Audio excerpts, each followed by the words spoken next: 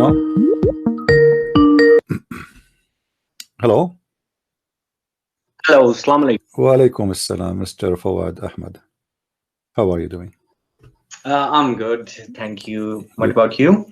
I'm still alive, thank you, Lord. Every God is good, my friend. So I heard that you are a Quran only person, right? Yeah. Okay. And when you say Quran only, can you explain to me and to the audience, because we are live on YouTube already, and people they are listening to you and to me, what does that mean to say Quran only? Well, we believe in the Quran alone, as the Quran is the only divine source of religion and knowledge. And we disbelieve in the hadiths because it's a mixture of truth and lies. Mostly it's a lie. But isn't it the Quran a hadith itself? Yeah, Quran is a hadith. Okay, but you said the hadith is a lie. Hadith. That's the hadith of Allah, the authentic hadith. No. Okay, the hadith of Allah is collected by who? It's collected by none. It was written by Prophet Muhammad himself. Who told you that Muhammad he wrote Quran? Well, the Quran chapter 25 verse 5 says so. Chapter Quran what? Chapter 25 verse 5. Oh, okay. What the verse there saying? Tell us, please. Yeah, let me check it for you. Just a second. Okay.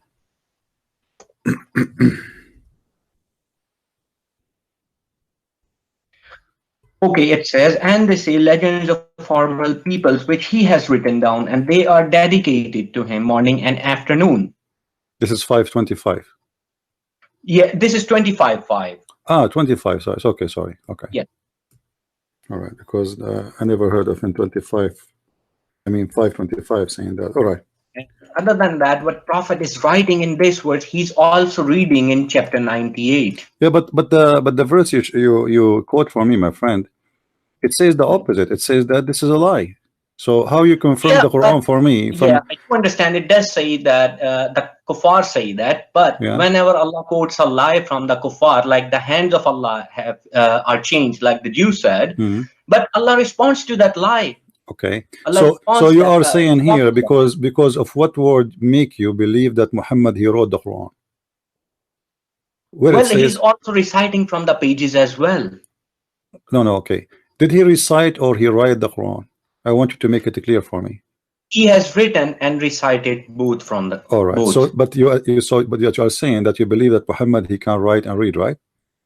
No, Muhammad can read and write. So how he wrote? How he wrote the Quran? Well, he could read and write. Okay. Let me ask you. You said you don't believe in the hadith, right? Yeah, I don't believe in the hadith. How you come to the conclusion that Muhammad do not know how to write, how to read? Well, Muhammad is actually writing the Quran in this verse, and he's reading in another verse, which is chapter 98. But this is not the question. The question is, you confirmed to me a second ago that Muhammad do not know how to write, how to read. So how you were able to know? I think I've said that must be a mistake from my side. I'm extremely sorry. All right. So let's rephrase again. Do Muhammad know how to write, how to read, or he do not? Yes. He did know how to read and write. So if we go to chapter 1 in Al-Fatiha, and I want you to go with me, Al-Fatiha, I'm sure you know it by heart because you pray it every day, right? Okay. Now, the story there about Al-Fatiha in the Quran is speaking about Muhammad praying to his God, right? Yes. Okay. That's the first verse, actually. But then this is not the chapter, the first chapter Muhammad he received. The first chapter Muhammad received supposedly is Al-Qalam, correct? No, that's not correct. This is the first chapter. This is what he revealed. The full story is in the Quran in chapter 53, how the first revelation was given to Muhammad and how Muhammad actually met Gabriel, the angel, for the first time. In which chapter? It's chapter 53. Chapter 53, what verse? Yeah, let me open it up. Just a second. Because that's a fake story where it says Ikra Bismi Rabbika Allazi Khalaq. So that's actually a fake story. Okay, so this verse is fabricated, you mean? No, the verse is not fabricated. The verse is just a general verse. Allah speaking to everyone. Just read in the name of Allah. Oh, okay. So the rest, Muhammad saying I cannot read, etc., is a fabrication, you mean? Yeah, that's a fabricated story. The true story that is in Surah Al-Najm from verse 5 to verse number 13. I mean, it's quite clear that taught to him by one intense strength, one of soundness. Chapter 5? No, chapter 53, verse 53. number 5. Oh, okay. Well, if we go there, as long as this is the verse you are saying, you know, is the one where the revelation started, you mean, right? Yes, this is about, no, this is not about, Allah is actually explaining later on in the Quran how the first revelation was revealed. Okay, so let me get the final answer. What is the first revelation Muhammad received? That's Surah Al-Fatiha. Al-Fatiha. Where you can how you can confirm that this is the first revelation? Well, we believe that it's word of God and it cannot be corrupted. Even the chapters cannot be, you know, Okay, misplaced or something. I want you like to go with chapter me. Let us 96, go. chapter Right. 1. That's just nonsense. Let us go with you in chapter 53, verse number 1. I want you to explain to me the first verse. What وَالنَّجْمُ إِذَا هَوَى mean? Right, I'll have to check just a second. I actually haven't opened the first verse yet. Mm-hmm.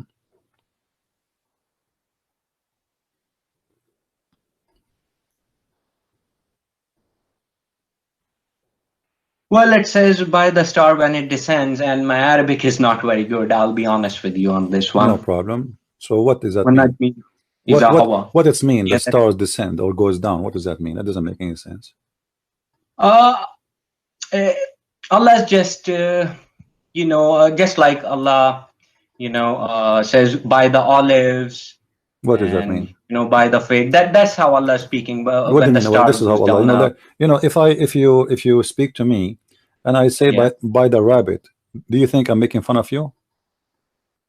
What do you mean? What do you mean? I say by the rabbit. Well, you can say You that. swear? No, you swear. No, I don't swear by the rabbit because the rabbit is not a big value for me, and he's nothing. Yeah. So this is No, God. actually, what it actually means is the star descended. The star actually descended to Muhammad. The star was an angel. So the star is an angel? No, it's sort of a similarity. No, no, the no, way no, Allah no. explains The things in Quran. word. It says a star, and star is a star. So yes, star. so do the angel you seemed believe like a star when it was in the sky? No, my Muhammad friend. saw it No, descend. don't assume. Where you get this story that angel is the same as a star? Is that from the Quran? No, that's so why you are not bringing this comparison between them? Star is a star. So your God Allah swearing by the star when they go down, and this is a very false statement because the stars doesn't go down. Remember, down where we are in the earth. Well, you can say meteorites and stuff. So Allah, He swear by the by a little rock coming down to the earth. Yes, you can say that. Why He do that? Well, to be honest with you, I don't know. Okay, so you have no idea. First question is gone. Your companion is neither astray nor being misled. What does that mean? That means he speaks the truth. Who is the companion? Companion is Prophet Muhammad here. It says your companion. Your companion. Yes, okay, who is your? God was speaking to people who is your in and that time, speaking to people that when Muhammad was among them. How you know he is speaking to the people, not to Muhammad? Well, my friend, can I say that's how the Quran is written. No. This is no, my friend. Let me teach you some Arabic. In Arabic, is not the same as English. In Arabic, when we say, like you see here, you are reading the word you, right? And you can be used for a group and can be used for one person in English, right? In Arabic, the story is different. It says, "Ma dalla sahibukum wa ma ghawa." It's one individual, all right?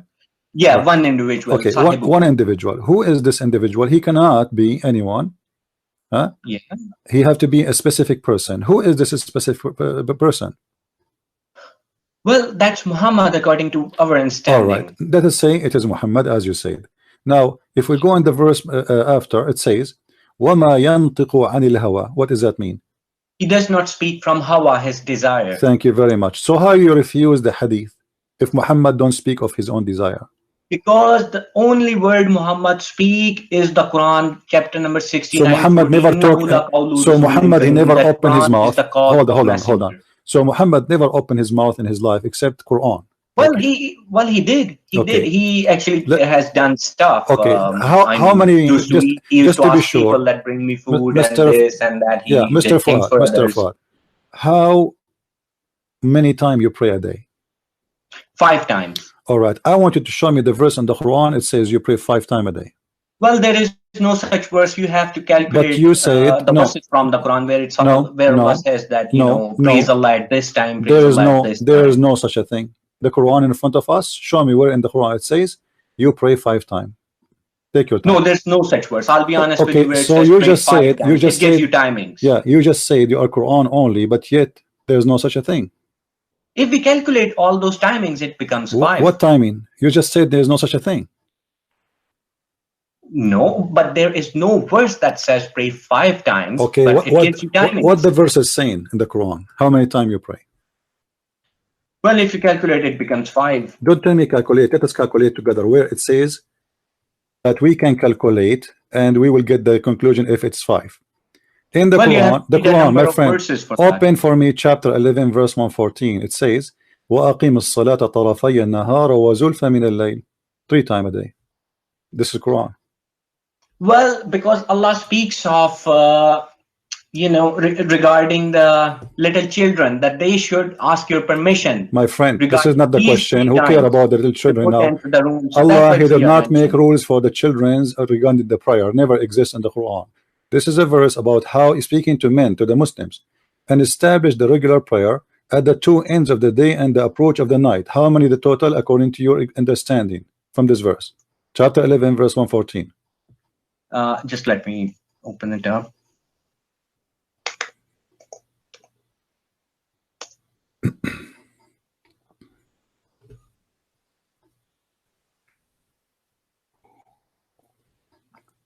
Chapter 11 verse 14. Sorry, just it's 114, not 14. Sorry, 114. Right, it's okay. Yeah. 11 114.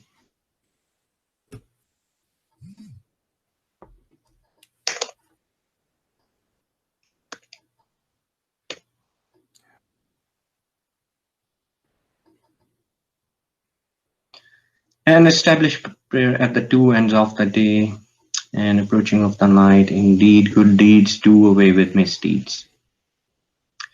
Well, 2 ends of the day and approaching of the night, it means 3. Okay, so how you pray 5? You can find similar verses where you can find additional salats other than this. Okay, like Salatul Wusta, the middle player. This is this is the middle Wusta. The one is between. The one is between is the Wusta.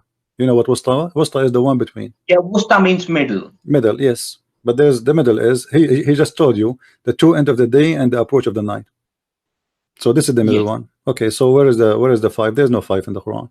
So why you don't follow this verse in the Quran saying 3 times?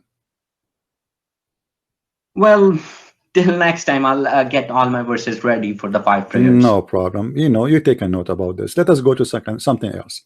Yeah. You do ablution before you pray, correct? Yeah. Okay, how you learn to do the ablution? Well, it's Quran chapter 5 verse number 6 that says so. How? Show me. Read for me. Let me. O you who have believed, when you rise to perform prayer, wash your face and your forearms to the elbows and wipe over your heads and wash your feet to the ankles. And that's it. But doesn't say what you say, what to do, how to do it, right? No, it's just clear. Just wipe your head. Just wash your feet till ankles. How many times? Just wash them? Not 2, not 3? No, Allah has given no time, so you just have to wash them once. Okay, so those who do 3 times, etc., those are wrong. They should no, that's just nonsense. Nonsense. Okay. And also, reciting stuff as well. Like some people recite Shahada, some Bismillah while doing wuzu till they finish. I mean, that's just too much. All right. Well, so now what we learn from you that you don't follow hadith, but yet as an example the Quran, at least until now we learned that the prayer is not accurate as a calculation for you. Now let me ask you, you heard of something called al-muta? Yes, I have heard, but I have not found al-muta in the Quran. What do you mean you don't find it? It says tamatta. Muta is there. It means enjoyment of worldly life according to the Quran, the word muta. What does that mean? What does that mean? It says muta literally means enjoyment. Yeah, but what it says in the verse. Can you read for me the verse? Well, I don't have with me at the moment. The verse is quite simple, that the life of this world is just muta, enjoyment. Okay, it says, and those who you did enjoy them, you pay them their wages. No. That's a separate verse. What's I separate? have not seen such verse. It's in front of me in the screen. You can look with me. It says فَآتُهُنَّ أُجُورَهُنَّ, and pay them their Sorry, wages. I don't think I'm on your channel. You can okay. You're right. Let me open it up. Let me give you a link. Okay. Let me give you a link in Skype. Hold on. Well, I'm on laptop as well. And Okay. mobile Anyway, is, this is, you can open your Skype. Quran from your side. Chapter 4, verse number 24. 4 verse 24. Let me open it.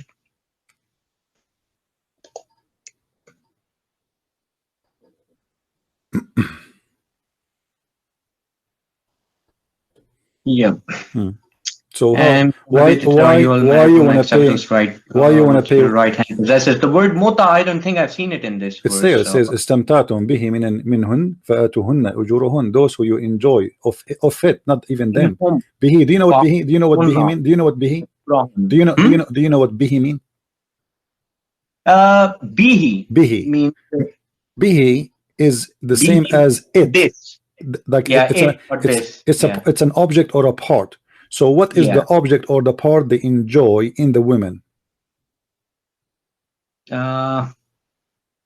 What is the part you enjoy? Well, the word, I don't see the word mota here, to be honest. My friend, it says there istamta. This is the mota. Istamtatum. فما استمتعتم به منهن فآتوهن أجورهن. So those who did enjoy of it. Speaks of, okay. I agree with you. This word actually, the root word is mota and all. All right. But so it speaks of enjoying your marriage. So I'm fine with it. No, it doesn't say that, my friend. Look carefully. It's already the verses spoke about marriage, and we do not need to repeat it again. And then it continues saying, who is the ones are lawful for you to enjoy them additional to the marriage? It's forbidden for you. It's forbidden for you. Hold on.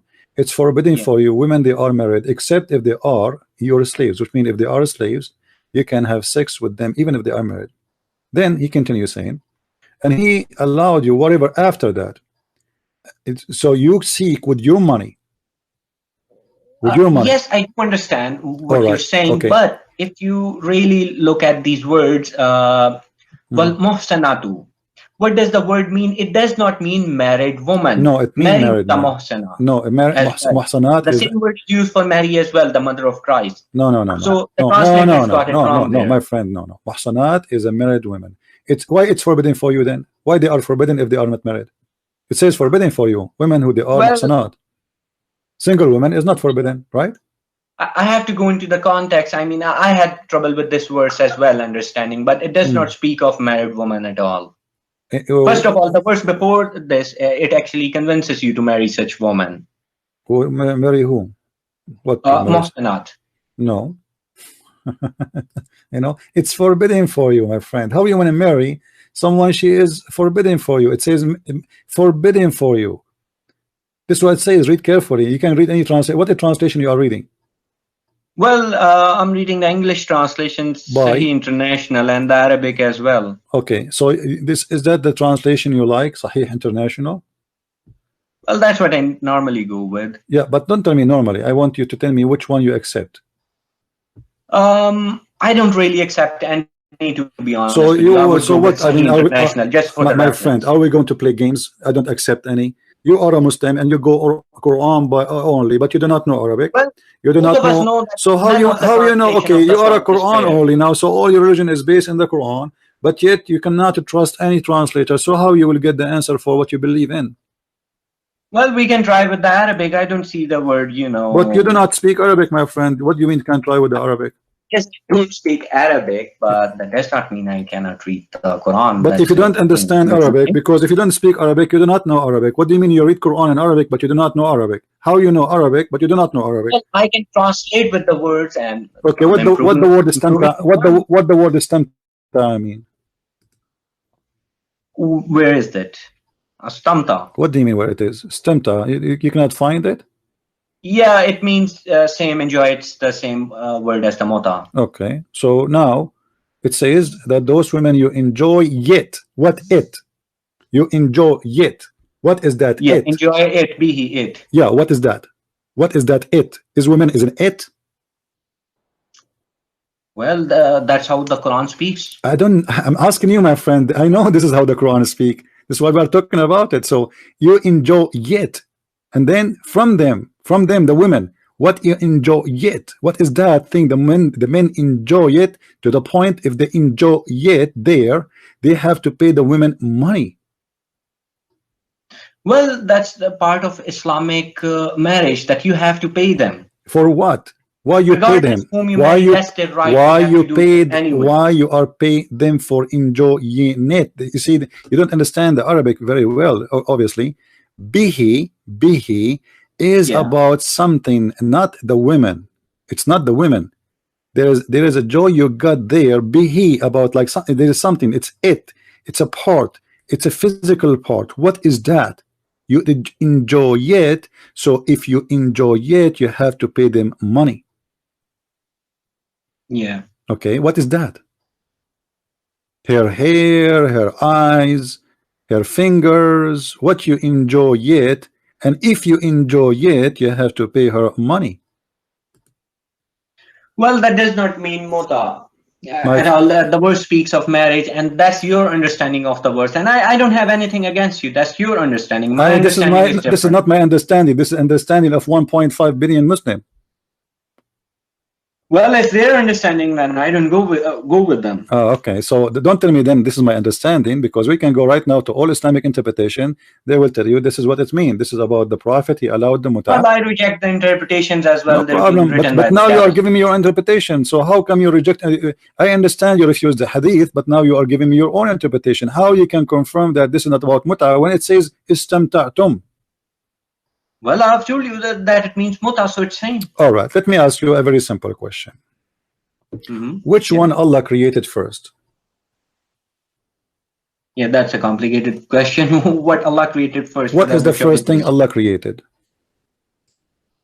Well, Allah created heavens and the earth and everything, the darkness and the light. So this is not my question. My question: what Allah created first? What is the first thing Allah created? Well, remember, you are a Quran. Sort of answer in the Quran that what Allah created first. You are a Quran. You are a Quran only person. Yeah. So you can take your time. Find me what is the first thing Allah created based on what you learn from the Quran.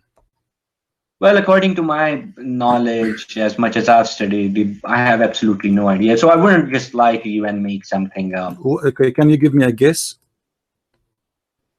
No, I can't really, because there is no such verse that says this was made first, the first of creation. Really? Are you sure? Yeah. Okay. Yeah, I think so. Okay, let us see. We will go in the Quran. Okay. We will see. All right. Read for me, please. Chapter 2, verse number 29. Verse, chapter number? 2, verse number 29. Okay.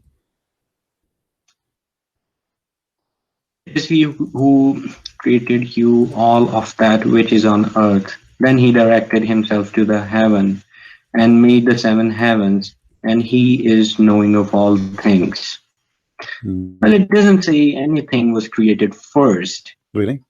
What do you mean? It says, let us read again, my friend. Let us read again. Yeah. Okay. This is a translation of Yusuf Ali. You can change the translation if you want. It is he who has created for you all things that on earth, moreover, or he designed and he comprehend the heaven. Which one finished first? Well, both were done at the same time. No, doesn't say that. Heavens and the earth. It's, my friend, I know the Arabic word. Okay, do you know what the word thumma mean? Thumma. Summa means summa has 2 meanings. It means simultaneously and then. My friend, whoever said that to you simultaneously, this is a big fat lie. Do you want me to go right now to dictionary? Thumma mean after that, and there is a time. Not only it's not right away after. Thumma, it's mean there is a period of time. Actually, there's a guy. his name Learning Quran, Arabic Quran. You can go, he have a video explaining what thumma mean, and he explained to you that thumma is about you speaking about the second or next period, but there is a distance of time. So this is something happened first, and this is something happened after. However, there is a different of time, like a lot of time. So هو الذي خلق لكم ما في الأرض جميعا ثم إلى السماء استوى, or استوى إلى السماء فسواهن سبع سماوات. And you can read, like you are saying to me, you read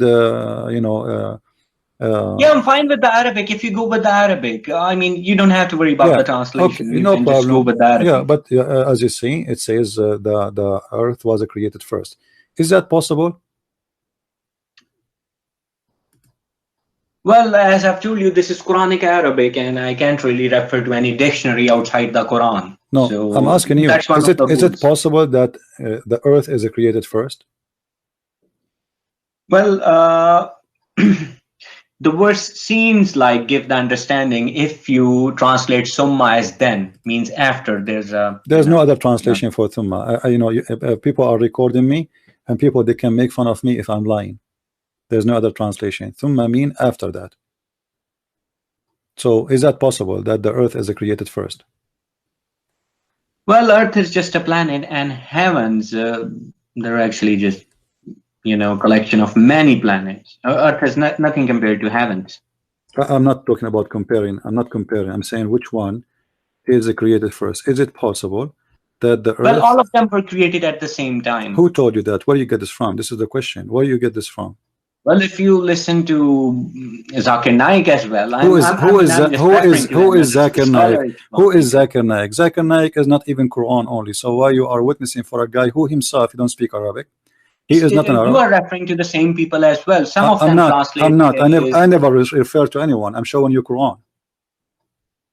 I never refer to anyone. Who is Zakir Naik? Zakir Naik, if I want to play with him, I can smash him easy. I'm talking to you like in a friendly talk. I'm not debating you. Who is Zakir Naik? Zakir Naik doesn't even know how to read the Quran.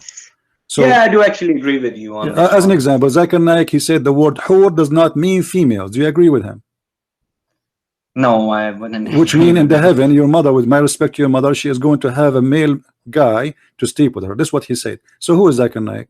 Don't mention his name. So now let us go back to the topic. Yeah. Is that a mistake, or this is not a mistake that the earth is created? I wouldn't call it a mistake. There's not a single mistake in the Quran. What do you mean? I wouldn't call it a mistake. It's just classical Arabic. Maybe they spoke this way back then. So I wouldn't count this as a mistake. But how Allah, he created the earth, everything in earth, and then he went to the sky and he made it 7 skies. How this happened?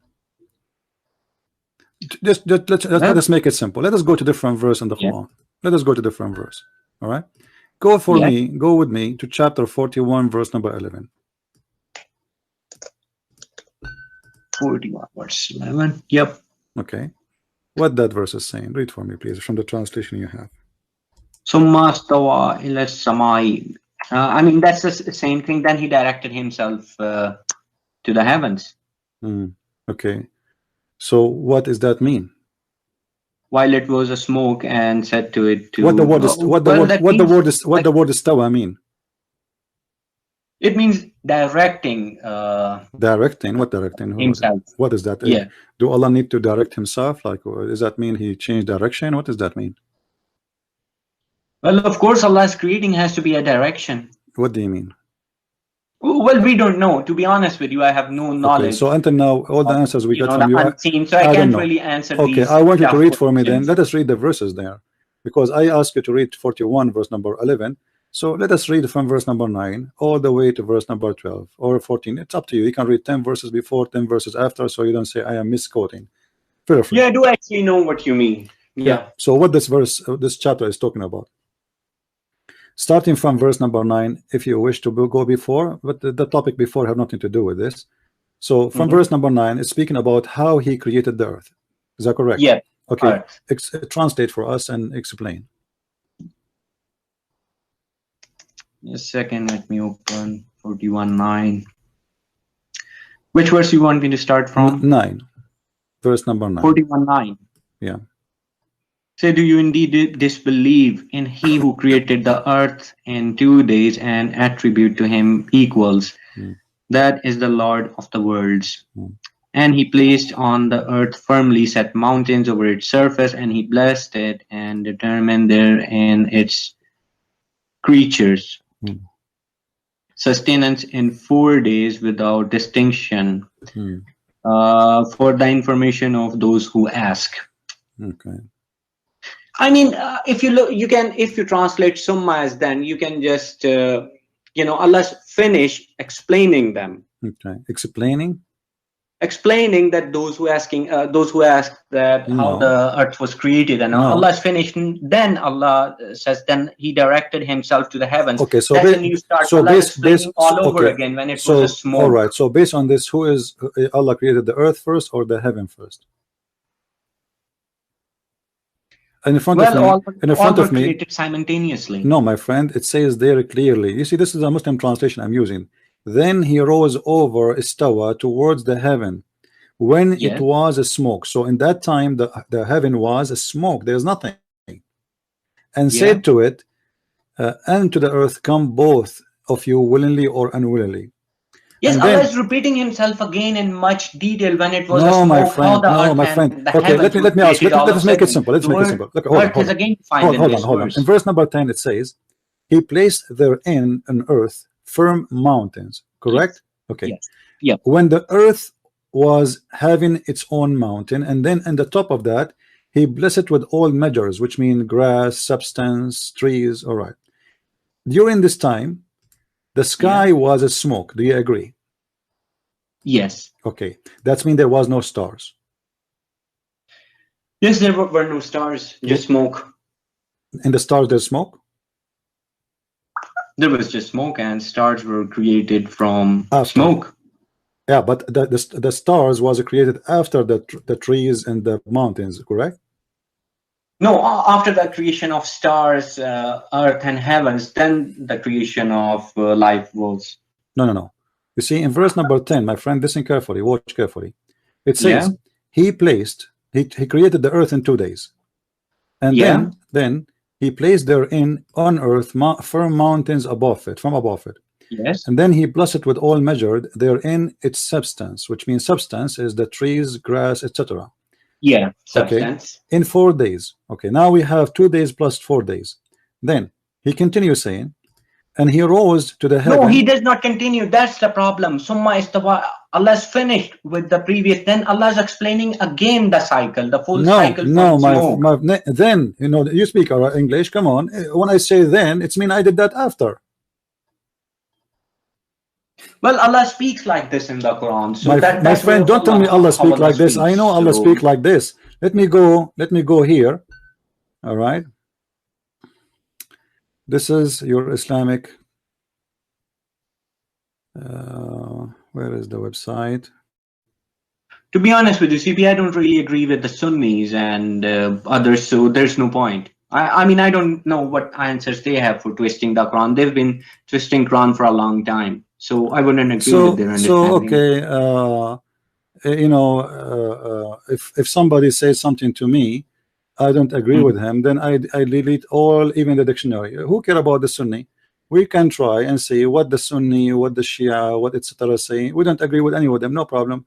But we have Arabic word, and the Arabic word is written in the dictionary. If we go right now to the dictionary says to us that thumma, it's mean after that.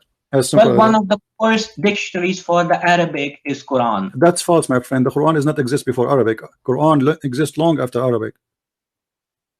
Who told you that? Well, Arabic was not a written language. My friend, listen. It was newly being written. This is the dictionary. This is the dictionary. Do you see it? I put the dictionary for you in the screen. I don't know if you can see it or not. Sorry, I'm still not on your YouTube channel. It says afterward, immediately afterward, and after that time, after that, therefore. This is the use after that, afterward. So later on. So all of this is what the thumma mean. Okay, so, CP, if you really go by the dictionary, then I have a really small part of the verse. If you can translate for me, even I have trouble with that one. Okay, what verse? It's chapter number 39, verse 23. All you have to read is just the first line. Allahu nazala ahsanul hadisi kitaban mutashabihan misani. Yeah. That's it. Okay, well, you know, that verse you quote for me is a horrible verse. Just the first part, that's it. Because that the one you just quote for me, it says that Allah he sent a book nobody can understand. Is that correct? No, it says Allah sent a book, best book. Ahsanul hadisi, you know, book of best hadiths. Yeah. Mutashabih, unclear. Masani, often repeated. Is that So what you your just scholars did you say? just I say mean, the did you Arabic just say scholars, I would say. did you just say any clear? Mutashabih actually literally means similar, but in Quranic context it means unclear verses. Okay, so Allah is saying to you that this book he sent you a book is any clear. Yes, and that's the best. And you are book. trying to explain to me the Quran from any clear book.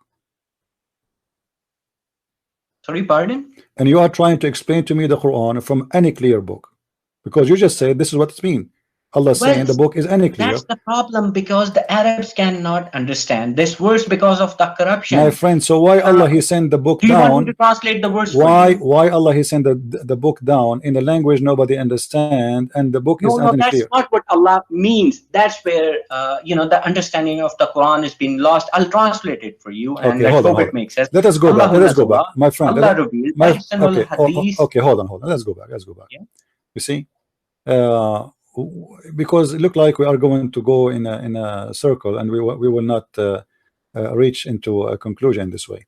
If we go back here, go back here in the chapter 41, and read from verse number 9 already, or let us see, go, yeah, 41:9. yeah. He placed therein in the earth firm mountains above it. Was the mountains placed in the top of the earth? Yeah, the mountains are on top of the earth anyways. No, that's not true. This is not true. Who said that to you? Who said that the mountains in the top of the earth?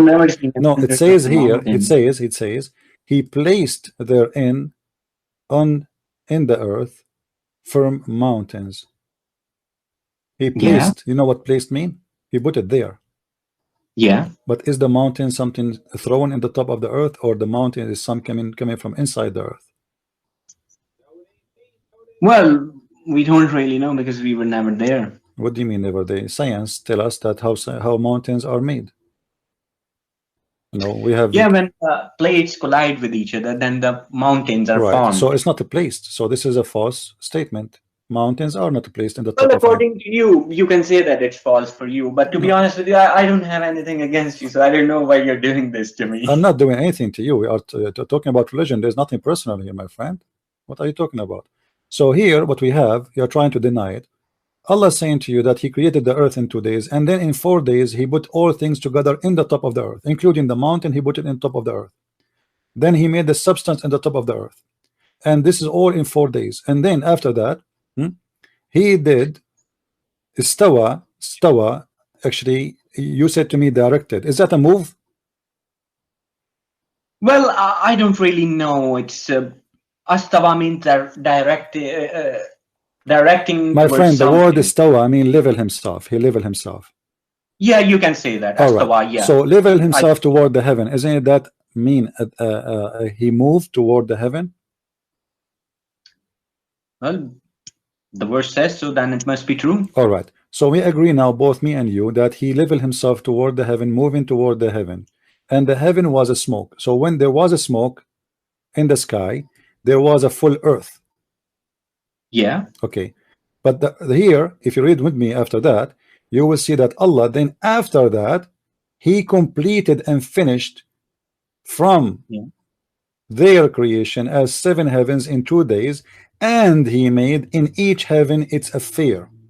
And we adorned the nearest lowest heaven with lamps, which means the lamps was created long after the creation of anything in the earth. Do you agree? Yes. Yeah, you can say that. Okay. Yeah. So guys, I want everybody to take notes. Mr. Fawad, he just said that the stars, to make it simple, created after creating the trees and the mountains. Finally, we came to an agreement, me and Mr. Fawad. That's wonderful. Now, and this is as we see in the chapter 41, verse number 9 to 12. Now, if we go to chapter 79. 79, right? Yeah. Which verse? We can go from verse number 27.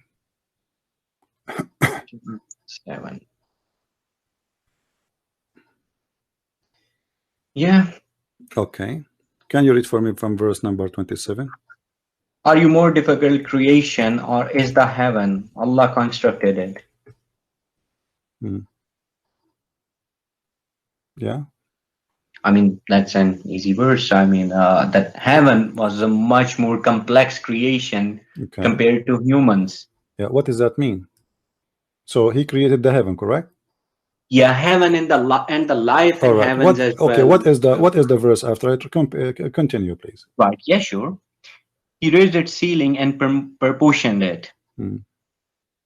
And he darkened its night and extracted its brightness. And after that, he spread the earth. Okay. Yeah. Did you just say it after that? Did you just say it after that? Yeah, and after that. So what after that happened? After that, he worked in the earth and he made the earth flat. Well, that's all happening simultaneously. My friend, you are the one who used. No, it's not in the same time. You are the one who said after that. This is not me. And I asked you twice. Did you say after that? You said yes. After what is that? You continue. Means within those 2 days, okay, after the heavens. After he finished the heaven, he started working in the earth, making it flat. Continue, please. Yes. Okay. Verse number 30 and 31. From its water and its pasture, and the mountains he set firmly as provision for you and you grazing livestock. That's wonderful. Hold on. 2 minutes ago, I asked you, do you agree that the stars are created after the earth is finished and the mountains and the trees? You said yes. Everybody is my witness. This chapter here, and you are the one who used the word after that, not me, saying the opposite, saying he finished the sky, he finished the stars, he finished the perfection of the sky, and then after that he made the earth flat, and then he put in it all the moisture and pasture, which means grass and trees and etc., and he placed the mountains. So this is a total contradiction for the other chapter we read in chapter 41. Because remember, you are the one who said to me, and you agreed, that the stars there is created after the earth is having mountains. Well, the shining stars, the lamp ones, they were the ones created later on. My friend, there is no shiny star, there is no star. I ask you, there's no stars. I said to you, is the sky at that time is a smoke? And then I read for you the verse. The verse says, and then we decorated them with lamps. So lamps is created after the mountains and etc. And you agree with that. So now what do you mean shiny star? There's a star, there's a stars there, they are not shiny, and stars is a star. So yeah, but listen, he said decorated you know, your God even never spoke about stars. They are not shiny. All the stars are shiny. So listen carefully. Well, not every planet in the heaven we don't want to be hypocrite, my friend. Be honest with yourself. You just prove to us from the Quran only that the Quran is a crazy book, because look here, according to this chapter, the last thing Allah he did, he placed the mountain in it. In the other verse we showed you, the mountain was finished before he put the substance of the earth. Here he finished the substance of the earth and then he put the mountains. But this is all happened after he finished all the perfection of the heaven. But in the other chapter, the heaven was just a smoke, and then after that he leveled himself, and you are the one who said you agree that he leveled himself in the direction. You said that. So he moved himself, he leveled himself toward the heaven, and at that time it was a smoke. And I ask you, do you agree that the verse here saying that then he created the stars, the lamps? You said yes. I said to you, do you agree that the stars and the lamps are created after the creation of the substance of the earth and the mountain of the earth? You said yes, and everybody is my witness. This is recorded. But in the other verse we are reading in chapter 79, it says the opposite. It says that Allah He did finish everything in the heaven, made it in a perfection. That's it. Yes. And then it's night doth endue and darkness and splendor. So now we have day and night. We have stars already. And Right. then he says, and the earth we made it flat, which is another mistake because the earth is not a flat. And then after that we created the trees and the flowers and the grass and etc. And then after that we put the mountains fixed in the top of the earth. This is total opposite order from chapter 79. Well, the thing is, it's all happening in those 6 days. So It I doesn't would say matter, my Allah friend. knows Who best. cares if it is 6 days or 7 days? This is not the question. The question, if I am God, I don't remember which one I made first. So I say 2 chapters. One of them saying I say the stars are done at the end, and the other chapter I say the stars are done before the earth, and then after, and the last one became the mountain. In the other verse 41, the first thing Allah He made in the earth after He created the earth, it was the mountain. Read really carefully. He Well, created to be the earth. honest with you, we don't know what the word earth really means. Earth could mean the earth on this planet or the earth of Mars. What do you mean? He's maybe talking the about earth of our earth, Pluto. my friend. Muslim don't list believe into goes earth. Are you saying to me there's Allah is talking about to other earth? Many other planets, they all have earths. It doesn't. I want a specific answer. Don't please let us not play games. Is Yeah, Allah sure. speaking about our earth or different earth? Well, that's a complicated one because I'm not. This is not a complicated one. You are trying to avoid the answer.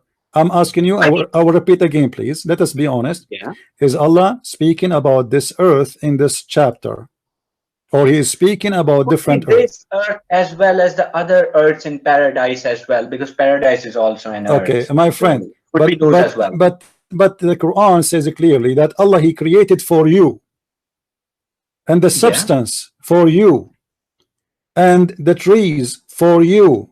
The whole chapter about speaking about for you. This earth. Then I would agree with you. Okay, that means so now this is about our earth. So one chapter saying the earth was completed first, the substance, the trees, the cats, the rats, the mosquitoes, the goat, the animals are created because you know everything is finished. Then after that, Allah He went to the sky, and the sky was a smoke. So after He finished the smoked the sky, made them 7 heaven, then He created lamps. Those lamps are the stars, you know. And not only that, Allah He confirmed that the stars are located in the lowest heaven. Lowest heaven. Yes, which mean that there is no stars in the 2nd heaven or 3rd heaven. Now this lowest heaven to what? To the earth. Do you agree? Yes, to the earth. Okay, how in the world such a thing can be said? Because according to your God, the only stars it does not say there are no stars beyond ever. No, it says that. He says He made in each heaven its affair, and we adorned the nearest lowest heaven with lamps. So only this one have lamps. It does not say we didn't adore other heavens with the lamps. No, it says that clearly because no, the where he said it clearly. Where is the lamps are located? It is in the lowest heaven. However, this is not really important for my focus for me. You admitted, and everybody is my witness, that the Quran is a total book of contradiction. Once Allah He says, I finished the trees, I finished the grass, I finished the goat, I put the mountains, I placed everything, the earth became perfect, and at all this time the sky was a smoke. And then I went to the smoke, and you are the one, listen, Fawaaz, and you are the one who said that Allah He leveled Himself toward the heaven when it was a smoke. He then do that. This was the next step. And then, and you are the one who agreed, and everybody is my witness, that the lamps was created after the trees and after the substance, correct? Yeah. Okay, but the other one is saying the opposite. The other one is saying that Allah He created total opposite direction. It says that He perfected the heaven, He built it, and He put it in its order, and then He made the dark and night, which mean the day and the night. We have stars. And then after that, and you are the one who said to me the word after that, He spread the earth, so which means he started working in the earth after he made the day and the night. Yeah. That's the total contradiction. So how you can answer? How you can? I'll be honest with you. That's your understanding, and I'm fine. This is not my understanding. This is your understanding. This is your understanding, my friend. This is your understanding. I just made you say it from your own mouth. You are the one who understands it this way. This is not my understanding. This is your understanding. So please let us be honest. It is you who agreed, and now you agree again. You say yeah, yeah, yeah, and then at the end, after you say oh yeah, yeah, and you say to me this is your understanding. I mean, this is not even fair. You know, I don't know how old are you, but we need to speak as an adult. This is your understanding. You are the one who said to me, and after that he made the night dark. He made dark night and day, and after that he spread the earth, and after that he put the substance of the earth, the grass, the tree. So according to this, and after that he made the cattle, and after that he made the hills and the mountains. So as you see here, is a messed up book. How in the world you are a person who follow Quran only, and you accept to believe that this is not a book of corruption, but yet you say the hadith is corrupt? The only way for this to be from God if this book is corrupt. Well, I will not comment on something I have not seen with my own eyes. Did you see Muhammad? You see now we are playing games. You are not commenting in something you did not see with your eyes, but a second ago you were sure that the Quran is a book of God and it's enough for you to get the complete understanding. And now when we made you give answers, you are the one who told me that yes, I agree with this, that Allah created the substance of the earth and the mountains of the earth before he created the lamps. You said that, and then you are the one who said, well, yes, look like I agree with it. It's Allah here saying that he finished the sky and he made the lamps and the lights and etc. And then after that, and you are the one who did read for me the word after that, not me, he worked in the earth. How that can happen?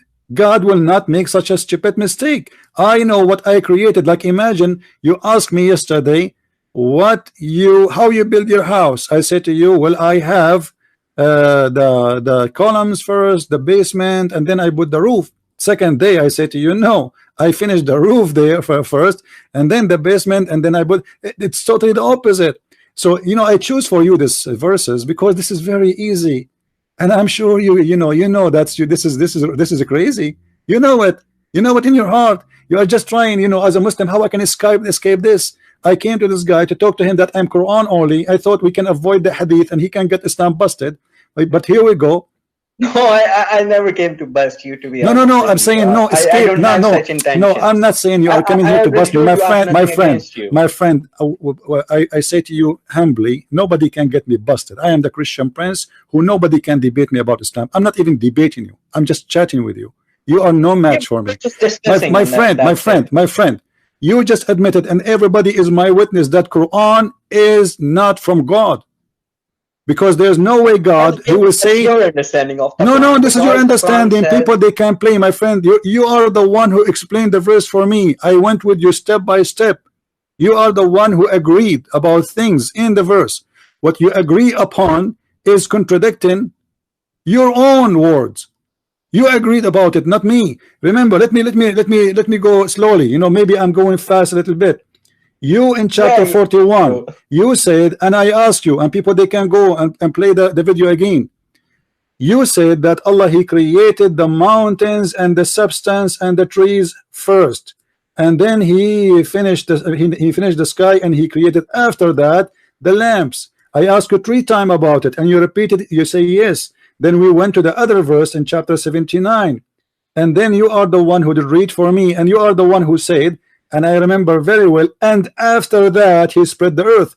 But after that he spread the earth, that means he finished the whole sky before even he touched working in the earth. The earth can be created, no problem, but after that he start working in the earth. However, in the other verse it was the opposite. He finished working all what is ever in the earth. He taught us what he did. The first thing he did, he placed mountain in the top of it. In chapter 79 verse number here, verse number 32, it says that he did put the mountains at the end. It's the opposite. But in the other verse, the first thing he did, he placed the mountain in. The first thing, and then after that he made the substance. Here is the opposite. Here is the after he made the earth flat, which is not a very false, stupid thing to say from God, because the earth is flat. He put the substance of the earth, then he placed the mountain, then he created the cattle. So according to this chapter in the front of us, 79, the last thing is created is the cattle. According to the other one, the first thing Allah he created for the earth, and the top of the earth was the mountain. Then, I mean, it's clear. I can see he created the mountains first and then the cattle. The verse 79 is in order. It's that's what it says. oh, that is wrong. You see, it's contradiction, total contradiction. Again, you know, I'm just, I think, confused over there. Okay, so you are confused, no problem. I understand. I never saw a Muslim is not confused, so don't be sorry for yourself. You are not the first, not the last. Now, let me ask you a very simple question about your religion. You know, I think people they get the idea that this book is not trustworthy. Do you think a prophet of God, he will make verses for him for the sake? Excuse my language. I'm not being rude. I'm not a street person. I'm speaking religion. He will make verses for the sake of his benefit, especially when it's about sex. Well, CP, I have never heard of such verses What do you mean? that speak of sex. Really? Yeah. Okay. You never heard that the prophet, he have a chapter speaking about him, that Allah he made lawful for you, your cousin and the daughter of your cousin and the daughter of your auntie and the daughter, etc. It's a context to that verse that you can marry them. No, okay, no problem. Here it says, إن أراد النبي أن يستنكحها خالصة لك من دون المؤمنين. What does that mean? Chapter 33 verse number 50. Which verse is that again? Chapter 33 verse number 50. 33:50.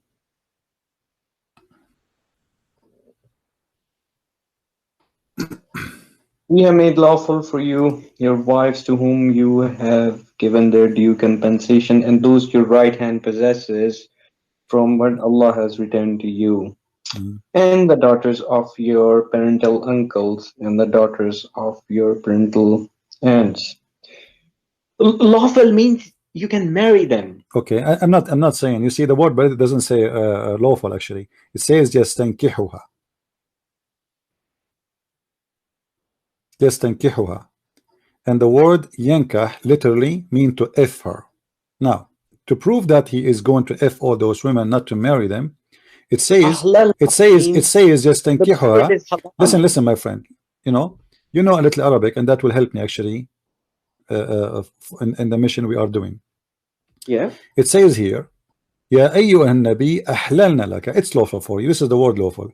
Okay. Yeah. Your wives, but they are already his wives. He will not marry again, right? Yeah. Okay. Wives are just lawful. Thank you very much. So this is not about marriage, because you cannot marry your wife again. So here is counting for him. Listen. No. Listen. He is counting for him who is lawful. Not he is not speaking about marrying, because look, it says your wives and those who you pay them or your wages, and those who you own them, slaves. You can have sex with them too. This is not marriage. Right. Yeah, slaves are lawful for you. Mimma afa'a, al-fay is what he got from the booty. And then he count. وَبَنَاتُ عَمِّكَ, and the cousins of your uncle, your male uncle, and the وَبَنَاتُ عَمَّاتِكَ, your female auntie. Okay, but now he continues saying, read carefully. وَإِمْرَأَ مُؤْمِنَةٍ إِنْ وَهَبَتْ نَفْسَهَا لِلنَّبِيِّ إِنْ أَرَادَ النَّبِيُّ أَنْ يَسْتَنْكِحَهَا. Explain to us, what is that? And any believing woman, she offer herself to the prophet if the prophet he want to F her. خالصة لك من دون المؤمنين. Only a privilege for you out of all the believers. This is a privilege only for the prophet. Yes, I do agree with you. Why? This was a privilege given if any woman wants to marry, not okay, why? Okay, why? Hold on. Let us say, for the sake of argument, why Muhammad, God, he sent him a verse saying any women she can marry, as you said, not if, the prophet, and this is a privilege only for Muhammad. Why? Yeah. Why? Well, if you read the verse, same chapter 33:52, if you just come a little down, it says, not lawful for you or any additional woman after this. Allah has also forbidden him after that. Forbidden him from what?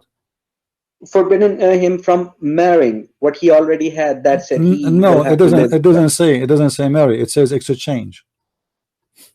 Well, exchange means divorcing. No, my friend. My friend. No, you see. Look carefully with me.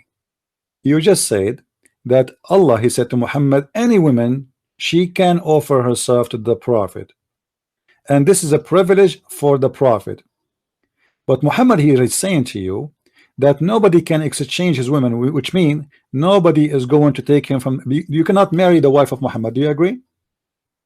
Yes, I agree. Okay, why? Why I cannot marry? As an, let us say Muhammad, he passed away. I am a Muslim. Like mothers of the believers. So why Muhammad he want to marry the mother of Jesus? Where does it say that? Ah, I forgot. You don't believe in the hadith. But hold on. Yeah. Hold on. So those who you Muhammad marry, nobody after you can touch them. What is the logic of that? Because they are like mothers to the believers. Who are mothers? They are not my mothers, my friend. She is a woman. She is not even my cousin. What make her a mother for the believer? Simply Muhammad is very jealous man. No, you have to be honest here. This man, he want to own those women. Aisha, she was a child when Muhammad he passed away. Why she cannot marry a woman? Well, she don't. There's no Aisha. Aisha never existed. It's just some personification of Arabs. Oh, Aisha. There's no Aisha. Aisha never exists. Okay, how you know Muhammad is exist? Well, there's no mention of her in the Quran. Okay, what is the name? What is the name of Muhammad? What is the real name of Muhammad? Well, his name was Muhammad. That's it. No, the Quran says Ahmad too. Yeah, Ahmad too, but that I believe is in Hebrew, context, because in Hebrew. What Muhammad mean? Muhammad means, the root word is hamd, so it means praised one. The praised one. Does that mean he is God? If he is the praised one, who is praised too? No, he's praised for his duty. Who is the praised one? No. He is the praised. He is the praised one. He is the one you praise. Muhammad is the one, the praised one. You are the one who said that. So if Muhammad is the praised one, who is praised too? No, Muhammad is praised by Allah. He's not praised by Allah. Is praising Muhammad? Yes, praised him for his honesty. Who is God? Okay, hold on. Who is God here? Allah, he praised Muhammad. You just said, everybody heard you, that according to you, you believe that Allah, he praised Muhammad. I thought the prophet, he should praise God, not God praise the prophet. He was praised for his delivery of the message, how honest he was. How honest in which way? Okay, let me ask you. Okay, I want you to go to chapter of At-Tahrim.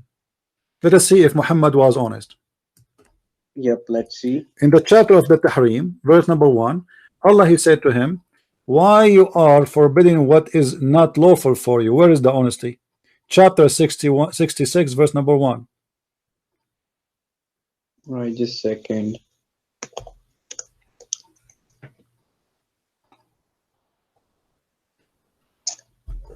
Yeah, why was he forbidding?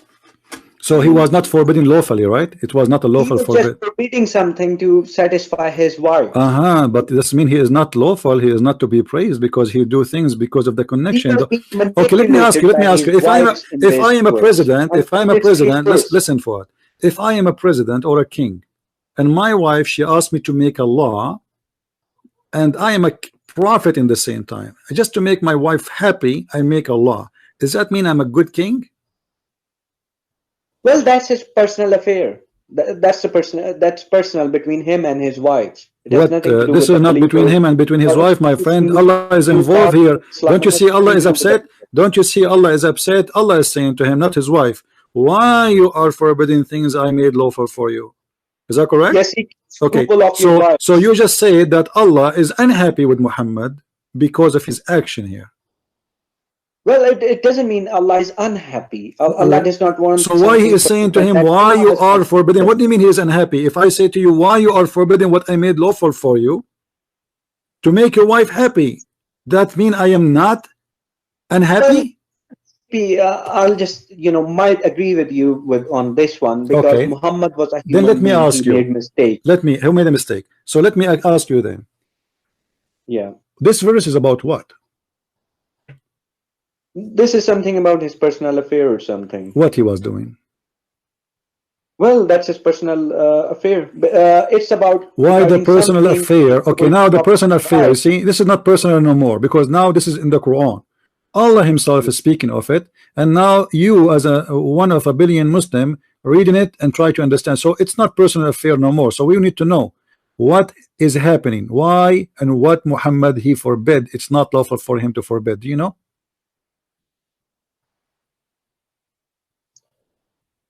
Well, the verse doesn't say so. So what the point of this verse? So what the point of a verse? It doesn't say what is the purpose of it. How we will know now? Put mutashabih verses in the Quran deliberately. You see, this is a crazy, my friend. You are saying to me, I have a book, nobody understand what it's mean, but I'm going to explain it to you. No, you can't really explain unless you take the Sunni understanding. I know what. So no. Explain to me then. Don't tell me the Quran is a clear book. The Quran says in many verses that this is a clear book. فَصَلْنَاهُ تَفْصِيلًا. So how it's a clear book? But now a simple verse. I'm asking you, what was? Also say إِلَّا يَمَسُّهُ إِلَّا الْمُطَهَّرُونَ, that none can touch it. What is that? What does that mean? Okay, let me ask you a question then. What mutahharun mean? It means purified, clean people. Is Muhammad clean? Is Muhammad clean? Yes, of course. How you know? Allah kept on purifying him. Where? Well, he was a messenger of Allah. So, obviously, messenger of Allah. I just showed you, messenger of Allah. He is busy having sex with women, saying to women, any woman she want to give herself to me, I'm ready here for you. What kind of a message of God is God? That's not the understanding. It's about the marriage. It depends on how you read the Quran. My friend, can you name for me one woman she? Okay, can you name for me any woman she offered herself to the Prophet? She became his wife. From those women, name for me one. It's not mentioned in the Quran. So why you are saying Allah purify him? This guy obviously he's taking advantage of himself being a prophet, saying to the Muslim women, hey, any woman she want to offer herself for me, come to my bed. Well, already he have many wives. Why he need to do that? The Muslim women, they don't have men to sleep with them, so Muhammad is doing the rooster job. Why I need to say? Don't give me a reason. No, my friend. What marriages? I mean, the guy he have 13 wives already. What marriages? He's not short of women. And why Muhammad have 13 wives, but the rest of Muslims can have only 4? Why the privilege of your prophet is about sex and money? If I am a Muslim, listen. Allah can do whatever He wills. Yeah, Allah can do. How we know that this is not the will of Muhammad? Obviously, this is the will of Muhammad, not the will of Allah. Because that's your understanding. And it's a proven easy. It's a proven easy. When you make a privilege law for you, it's mean you are creating the law. Muhammad is not above mankind. He is supposedly a prophet and a servant of God, not someone taking advantage of the vagina of women. Him. I mean, that's fine. What is Allah selected him to sleep with the women? Is that his job? Isn't it enough for him to have 13 wives? Why he need a verse to say, as any woman she can open her legs for him? What is the point of this? And what Muhammad he accomplished with this? And what the Muslims win from this? And why it's a privilege for Muhammad? What about we say any Muslim woman she want to offer herself to a Muslim? It's your understanding, because it's not my understanding. I'm asking you. It's not my understanding. I'm asking you. If I say now we have in this YouTube, like let's say 500 people listening to me, maybe 250 of them they are women. What do you think if a Christian prince says any woman she wanna, God he told me, any woman she wanna offer herself to me to sleep with me, this is a privilege from God only to me. Shouldn't you ask why? Marry is the right word. My friend, he have 13 wives already. He have 13 wives already. Why he need to make, and why Allah, listen why Allah is concerning about women offering himself to the Prophet? What is the business here? This is Islam about worshiping Allah, or is about satisfying the desire of the penis of Muhammad? I have a small question for you, if you can allow me. Sure, go ahead. according to your Arabic knowledge, first of all, let me say something, that you have to know how to read the Quran. I mean, it's not like just any other ordinary book. I'll ask you a simple question. Okay, teach me, teach me how to read the Quran. What does zakat means? What is that? Atu zakat. Atu zakat. Aqimus salat wa atu zakat. The Quran says. Okay, well, let me tell you what the zakat mean. Depend what you are paying to who. At the end of the day, the zakat is something you pay to Muhammad. Is that correct? No, what is that literal translation of the word zakat, and what is the first of all, the word zakat is not an Arabic word. This is a Hebrew word. Muhammad, he stole it from there. The Christians in their Bible, you have a duty to pay 10% of your income to the church. Muhammad, he wanted to copy the Christian and the Jews, so he put that word in his book. However, Muhammad, he abused what is called charity to make it for his benefit. Again, as an example, if you want to see the Prophet of Islam, is it true that you have to pay him before you see him? Well, it's not a must duty.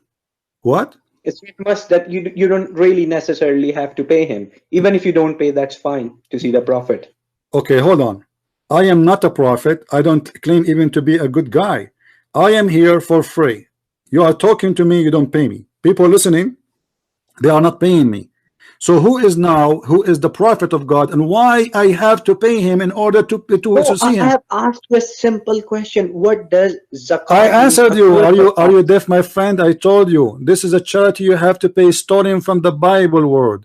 This is but you Muslims yourself, you do not know what the zakat. What is the percentage of zakat? Do you know? Well, just a second. Let me. What is the percentage? You are the one who opened the topic. What is the percentage of zakat? There is the percentage. Allah says, "Pay khair, pay the best you can." No. I mean, let me get the. Okay. Hold on. It's in front of me. Don't worry. But let me show you how Muhammad, he took the charity for his pocket. In chapter 58, verse number 12. Can you read for me and translate? Which one? Chapter 58, verse number 12.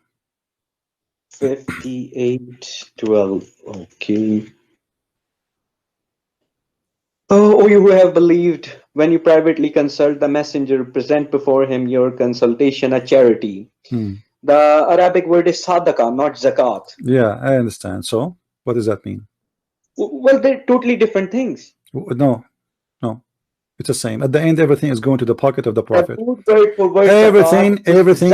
Okay, when you pay zakat in the time of Muhammad, who is the one who get the money? Well, then it also said this is better for you and purer. But if my friend, answer the question. I've answered the question. Answer the question. Do you say, okay, listen, what najwakum mean? What you have to provide najwakum? What does that mean? Private consultation, you can say. So is this verse saying that you have to pay the Prophet before you do private consultation with him? The verse also says if you don't have, Allah is a Ghafurur Rahim. Allah is merciful, forgiving for what? Is that a sin not to pay the Prophet?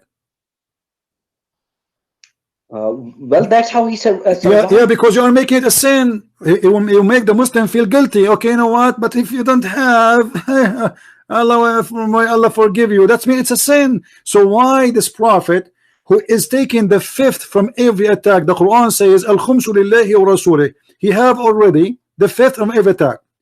And and not only that, he have listen, he have the best of the booty. Is that correct? I can show you the verses one by one. No, that's not correct. I know you're speaking of Surah Al-Hashr. What not correct? What is not correct? That he kept all the booty. He donated everything. No, he don't get all the booty. He take a fifth of the booty. Yes or no? Yes, he did. Why he get the fifth of the booty? Because he donated that stuff as well in the way of what Allah. Do you mean he donate? This is for him. If he want to donate, he give it to the Muslims, all of it. This is only for him. This is how he survived on charity, on sadaqah. He was hold on. So you are saying to me, Muhammad, to survive, he have to get the fifth of the booty. Let us make a small calculation. The Muslims attack the Jews, and they stole from the Jews, let us say $1 million. And Muhammad have an army, let us say for the sake of argument, 10,000 soldiers. Now we have $1 million, and we are going to divide the 1 million. All right, I'm going to do it, use my calculation to get accurate numbers. we will divide it to 5.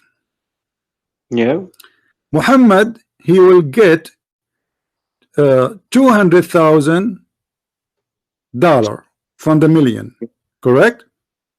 Yeah. And then we have what? We have $800,000 will be divided in 10,000 soldier. Yeah. The total is every soldier will get $8, and Muhammad alone will get $2 million. Well, the share And you of are telling me, hold on, Muhammad hold on. You are telling me a Muslim, he can survive with $8, but yet Muhammad, he need $2 million to survive. Well, first of all, it was not that much. And regarding what that much? Muhammad We are was just doing the Quran, my friend. We made a number. Yes. We made a number. Yes. We made a number. Hold on. What do you mean that not much? This is what the number says. The 5th to Muhammad. The 5th to Muhammad. Very simple. So if we have 1 million and we have 10,000 soldiers and we have Muhammad will take the 5th, the number is very easy to get. So this isn't how much, this is how it is. So how Muhammad can survive with he need $2 million to survive, and he is the humble man. He is the one who don't care for money. He is the nice. 7, So Allah explained in the top of that, does. listen. In the top of that, he is asking the Muslims, before you see him, you have to pay him. This is additional now. The 5th is from the booty. Here is not the booty. Here is he's forcing the Muslims, if you want to see me in a private consultation, you have to be rich. However, if you are poor, may Allah forgive you. It's like a sin. What kind of prophet this prophet is? Let me ask you a question. Did Jesus collect money from people to talk to them? Well, since it's not mentioned in the Quran, so I will not comment. Why the Quran did not say Moses collected money to do private service, Jesus collected money to do private service, Adam, Abraham? Why only Muhammad, he is collecting money just to speak to people? Why? Well, if you speak of Moses, Moses was also asking for food and stuff. For food for who? For who? Asking people of the city for food and drinks and stuff. For what? So, for who? That's in the Quran when he went with that guy Al-Khitr. I don't know what his name is. My friend, thank you for mentioning this story. Hold on, guys. This guy, Mr. Fuad, is a treasure for Islam. He is the best of all of them. He is the one, he is leading the conversation. Let us go there. So now, as long as you mentioned the story of Al-Khidr, do you really believe in the Khidr story? Yes, I do truly believe in it. Okay, what the story of Al-Khidr is about? Well, Moses actually wanted to meet the true worshipper of God, the true man of God, who was actually given judgment. And he met one. Who is that one? Well, the name is not really mentioned who he really is. So how you mention the word Al-Khidr if you don't believe in the hadith? It just says somehow, and people think that his name was Al-Khidr. No. So you just made a mistake, a horrible mistake. You are a person who don't believe in the hadith. How you know that this is Al-Khidr? And his name is Al-Khidr. For the sake of conversation. No, this is not the sake of a conversation. When you say to me his name is Al-Khidr, it's mean you are sure, and this is the name you agreed upon. No, I'm not sure. No. So you are not sure. Okay, guys, he is not sure. By my witness, he is not sure. Okay, we solved the problem, so he is not sure. Now let us go. So Moses, he wanted to meet someone. He is what? Who actually possess sound judgment. Sound judge. What does that mean? I mean, he can judge. Judge what? Whom to kill, whom maybe not to kill, what to do, what not to do. Okay. In the story there, it says that the Moses, he have with him a fish. Do you know the story of the fish? No, that's not a Quranic story, I believe. Really? Are you sure? Yeah. You are sure? No. He actually forgot his fish or something. I know that story. Okay. So what is the story of that fish? Well, I don't really recall that one, to be honest with you. Okay. But do you believe in this story? Yeah, I do. Okay. Maybe you can mention and I All can right. recall. Is it true that this story, after it was dead, became alive? Maybe it never died. No, Allah, he told him to take a fish with him in the basket. Yeah. This fish is going to stay alive in the basket, going all the way from Israel all the way to Bahrain. Well, it could be a lungfish or something. They do actually survive. Oh, okay. I see. Maybe it's a golden fish, my friend. No problem. Okay. So now Moses, he went to meet that guy who can make judgment. Did he meet him? Yeah. Okay. How he met him? Well, I'm not sure. I'll have to go through the story again. Well, you can go to the story right now. You know, go to chapter Yeah, 18. yeah, sure. Go to chapter 18 and read for me from verse number, if you want, verse number maybe 61. 61. Or verse number 60 for better understanding. But when they reached the junction between them, they forgot their fish and it took its course into the sea, slipping away. Hmm. So when they had passed beyond it, Moses said to his boy, "Bring us our morning meal. We have certainly suffered in this, our journey fatigue." Hmm. He said, "Did you see when we retired to the rock? Indeed, I forgot the fish, and none made me forget it except Satan. And I should mention it, and it took its course into the sea amazingly." So what does that mean? What does that mean, Mr. Quran only? What do you understand from this? Well, the fish went back to the sea. You see, don't you agree with me that this is the most stupid story? What does And that mean? in the word, the Arabic word. No, my friend. No, my friend. What I learned from of God. Listen, Fuad. What I learned from this, I mean, when God he speak to me, he teach me something. A guy, he go and he took with him a fish, and now the fish is missing. What we learn from this? That Allah can do anything. Allah can do what do you mean? I can miss my fish too. What does have to do with Allah? I miss my fish in the other day. In the other day, I have 2 sardines with me. I opened them. I went to the kitchen to get the bread. I came back. I found the sardine is missing. Why? Because a cat jumped in and ate them. This is Allah can do everything. What does have to do with this? What we learn from this story? Nothing. What is this? What is that? What does that mean? A guy, his name is Musa. He went in a trip. He had a fish with him, and now the fish is lost. So, what do you understand from this? I'm asking you. You are the Muslim. I'm the Christian. You are the Quran only. Explain to me. What does that mean? The fish went back to the sea. Okay, and what does that mean? That means, I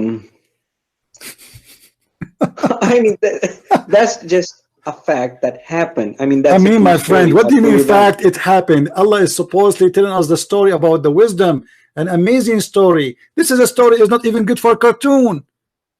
What do you mean Musa? That Allah can help the fish go back to the sea. Really? It doesn't say that. It says the shaitan he did that. Shaitan made him forget. Okay, who is the one who moved the fish? Pardon? Who is the one who made the fish go to the sea? Could be Allah. Why? Well, I don't know. But maybe there's a lesson. But this is their lunch. What the purpose of the story? I don't know what the purpose of this verse. So why you are saying to me I am a Quran only? You see, my friend, until now you fail to answer about anything. Each time I ask you something, I said, well, I don't know. You know, Allah saying that I don't know. So you are Quran only, but the Quran, I don't want. I'm not being rude, insulting you. Don't take it this way. Quran for me is a stupid book because the purpose of a story is to tell me something, teach me something. So what we learn from this now? Nothing. Well, that's how he met that guy. What is the duty of this fish? Listen. If I make a story for you, everything should be in the story have a reason to put it in the display, correct? So now what is this fish is about? Well, this fish, I mean, it was something weird that happened. Even Moses said in the end, Ajaba. Wow. Which means weird. I mean, even Moses was amazed that, you know, this is just weird. I mean, guys, Moses was amazed. Moses was amazed. All right, listen. So Moses was amazed because the fish is missing. He was not angry because now he had no lunch. Well, how could he be angry? Because, And how he know? anger is not How one of he the know? attributes Listen, of a listen. Muslim. How Moses know that the fish went in the sea? They lost the sea. They lost the fish. They did not see the fish. How do they know it went to the sea? Well, he's the only place he could think of. So What do you mean? Only thing is close? Maybe the cat stole the fish. The thing you thought of is the last thing should be, because the fish is dead. He have it with him in the basket. Read the chapter from the beginning. So he had this fifth. He told him to take a fish with him, and you don't tell me that Moses 3,000 years ago he carry a fish with him, and the fish stay alive, going all the way in the desert, and they'll go all the way to Bahrain, and then the fish is missing, and you assume, and the Quran says that the fish went in the sea. Well, how we know that the fish the supposed to is Quran dead? does not say, but the Moses say What do you that mean? the fish went back to the sea. No, the whole story is reported by Allah, my friend. Yes, but these are the words of Moses. Could be true, could be not. So be Allah true. is reporting stupid words of Moses. Moses was wrong. Well, Musa was a human. He could make mistakes. So why Allah is saying to us what Moses said for no reason? What we learn from this? He did not correct him. He didn't say Moses was wrong. He didn't say anything. He just told us what Moses said. Okay. So what is the point? Well, you have to read the whole story first. When he We met did read that the whole guy, story. We did read the whole and story. Moses was out of patience as well. So Moses was not really, a perfect guy, you would say. But what the purpose of the fish? I'm trying to understand why the It fish. just explains Why the Moses fish? was. Okay, hold on. You see, as you see, the fish was a reason for Moses to go back. Right. Okay, how important this fish to come back? Why he went back? Because of the fish is missing. What happened?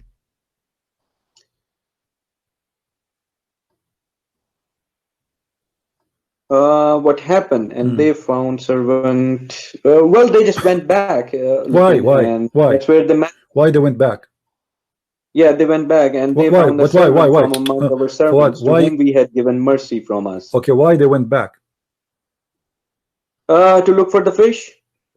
Amazingly, a guy is crossing the continent in Asia, and now he will go back to look for the fish. How in the world you are a man, a growing man, you believe in this? Fish? So you are saying to me, I'm driving all the way from California, all the way to New York. Hold on. The fish left. Hold on. Journey back to the sea, and it left. My friend Fuad. Moses was following that. Hold on. I'm driving from California all the way to New York. Will take about 2 days or 3 days driving. Then in the middle of the way, I lost my fish. Do you think really I will go back from New York all the way to Wyoming to find the fish? I mean, why the fish is important? Is that a golden fish? I mean, those days was different. That was all he had to What eat. do you mean all he had? No, he will die before he find it, my friend. If this is all what he have, will be stupid to go back, because it's better to find other food to eat. Are you telling me that two men, they will live the whole journey eating one fish? There was nothing where he was. My friend. Are you telling me that those two men, they have nothing to eat all their journey except this fish? Yep. So how do we survive? Fish only? The one fish? I don't know which fish it was. Do you know how far? Do you know how far Egypt or Israel from Bahrain? You have to cross all the way. You have to cross. Listen, you have to cross Syria. You have to cross Syria all the way to Iraq, and then all the way you cross all the way to Bahrain. So you have to cross at least maybe 1,500 kilometers.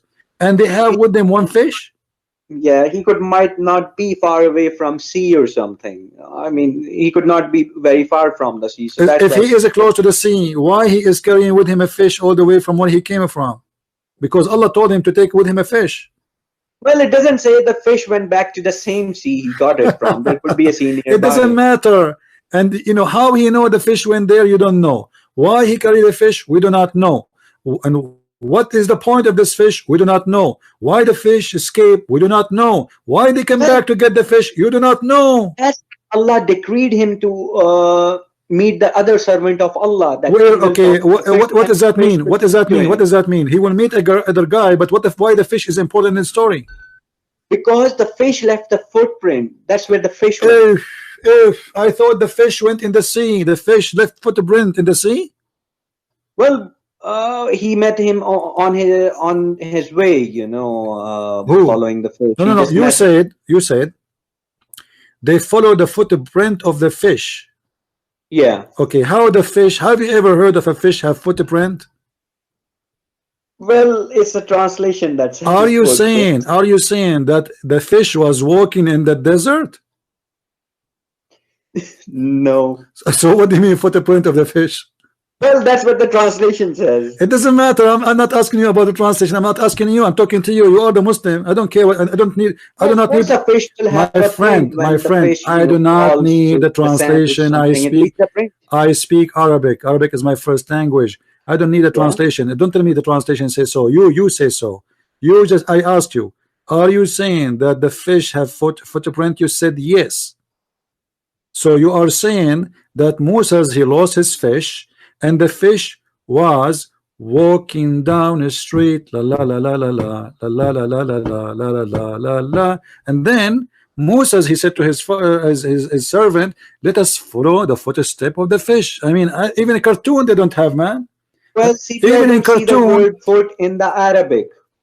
Don't tell me. It's you who telling me. I asked you. You answered me. I'm not explaining the Quran for you. You are the one explaining to me. You are the one who repeated more than twice that this is the footsteps of the fish. I want to know how in the world you, as a grown man, believe that a fish walking in the street and have footsteps. Do the fish even have a foot? The Arabic word. My friend. Do the fish have foot? No, the fish don't have. So how you say the footstep of the fish? Well, it's the translator that got me wrong. It doesn't matter. I mean, come on, guys. I don't know what's wrong with them. And I was using the same word just for the sake of understanding. All right, let us move on. Let us move on. Finally, Moses, he met with the prophet Al-Khadr. All right, okay. And what Moses learned from this prophet? That he had the judgment. God has given him knowledge and judgment.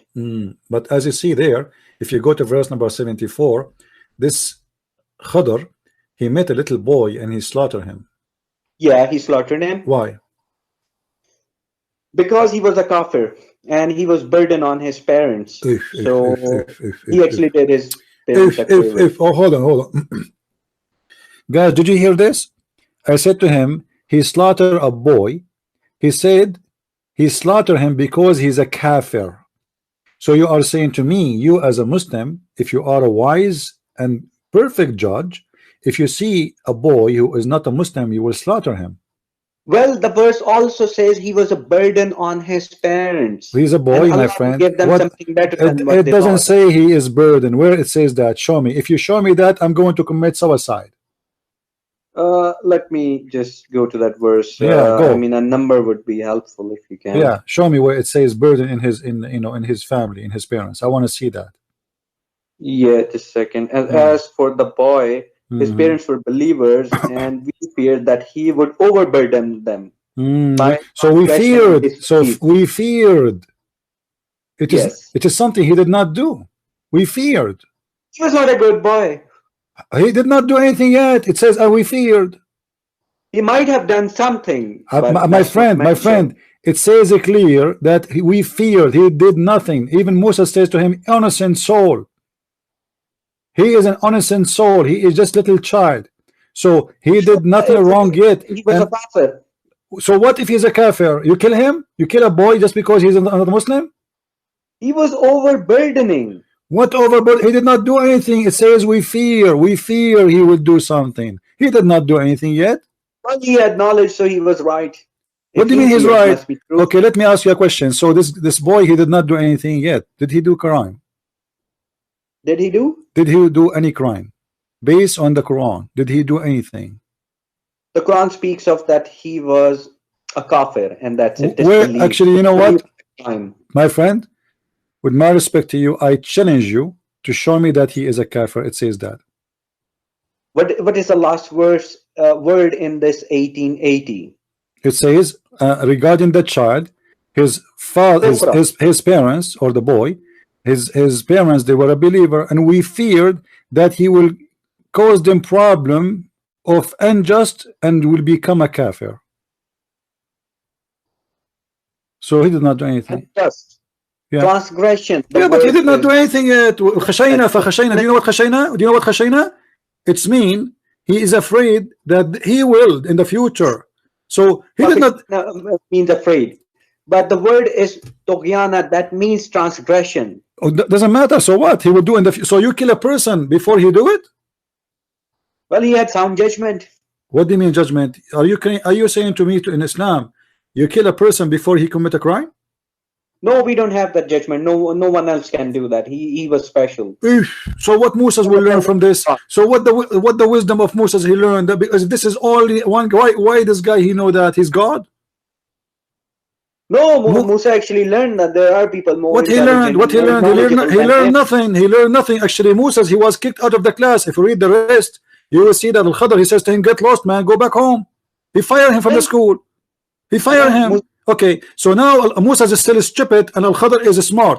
What is the wisdom of killing a boy before he commit a crime? Well, Al-Khadr knew. What? He knew why. Who is he to know? What do you mean he knew? And this is against justice. You know, isn't it your God who says that every soul should pay for its sin? Yeah, he paid for it. So where is the sin? The guy did not do a sin yet. You make him pay for, he killed nobody. Let us say for the sake of argument. Listen. Let us say he will be a bad person when he go after he become a bad person. You kill him then, but you don't kill a child. And if this is true, that means all the bad children should be killed before they are growing. Anyone who will leave Islam should be killed before he leave Islam. This is what the verse is saying.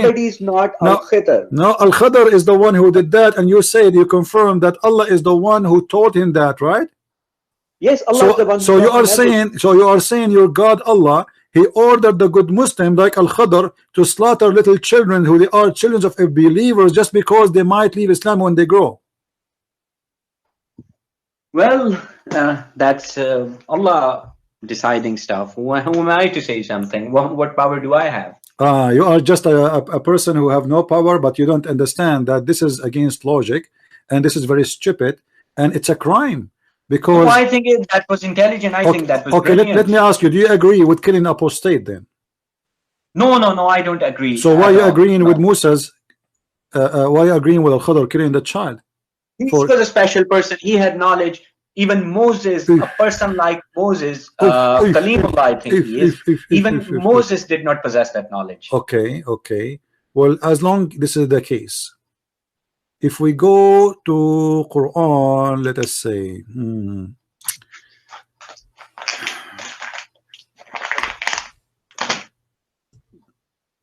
actually, I like this chapter we are reading from. It's very fun. But let us.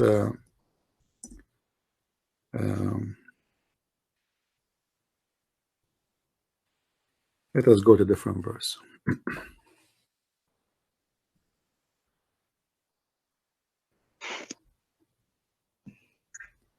All right. If we go to chapter 9, verse number 73, 74, what this chapter is speaking about? O Prophet, fight against the disbeliever and the hypocrites, and be harsh upon them, and their refuge is hell, and wretched is the destination. They swear by Allah that they did not say anything against the Prophet while they had said the words of disbelief and disbelieved after their Islam, and planned that which they were not to attain, and they were not resentful, except that Allah and His Messenger has enriched them of His bounty. So if they repent, it is better for them. If they turn away, Allah will punish them with a painful punishment in this world and the hereafter. And there will not be for them on earth any protector or helper. Give me the solution of this. What the chapter is talking about? What do you understand based on your Quran only? It affects Muslims that if they leave Islam, their affair is with Allah. Allah will punish them in both worlds. This is what it says. Allah will punish them, or it says we should kill them. I don't see, anything that we should kill them. What do you mean you don't see? Where does it say we should kill them? Well, it says, if you read verse number 73, it says to go and fight the unbelievers and the hypocrites. So who is the unbelievers and who is the hypocrites?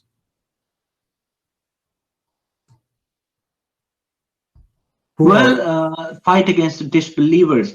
It says already disbeliever. It says, hold on. The word is not qatilu or something. It says, no, it says, you see the Muslim when they translate, they always fabricate, and the translation is false. This is why you yourself, you don't want to accept any translation.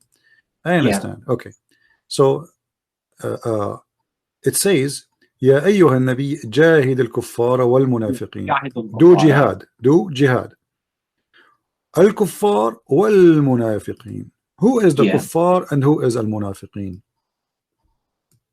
Well, the people of Makkah, they were actually kuffar, and the munafiqeen were among them pretending to be Muslims. So here, the Muslim, they say to us that there is nowhere in the Quran it says kill apostate. But this verse, no, it doesn't say anywhere kill an apostate. You just said do jihad against the kuffar and those who claim to be Muslims. Jihad means strive against them. The word is not qatilu. My friend, no, it says no, it says وَأَغْلِظْ, which means be harsh on the punishment on them. Be harsh. Jihad mean to kill them. And then he says, listen. And then I would have used precise word qatilu. Okay, let me ask you a question. Where you get that the word jihad meaning? Where the word jihad meaning coming from? What the word jihad meaning? Jihad means strive. What does that strive mean? Striving against some propaganda. How you strive? In this case, we have kuffar. Okay, how your prophet strive against the people of Mecca? What he did? By preaching the Quran. Huh? By preaching the Quran. So he did not fight them. He did not launch an attack on them. That's a different story. When he fought them, Allah said, "Qatilu." Fight them. Did he fight them or not? He did fight them. Okay. So where is the strive against them? What strive? You said it's strive. Strive is the preaching of the Quran, the reciting of the Quran. My friend, I want you to be honest with me. Do you really believe in what you just said? That the word jihad does not mean go and fight them? No, I don't believe that. But you can say in a sense that. Okay. But so he did fight them and he killed them. And you just confirm in the other verse that the Prophet Al-Khudr, he killed the child because he's going to be a kafir. So you Muslims allowed, if you have knowledge that a child, he is going to be a kafir when he grow up, you are allowed to slaughter him. Knowledge that guy was a special guy. What is special? This is a rule of, God. You got no. Hold on. Allah, he sent Musa to learn from Al-Khudr.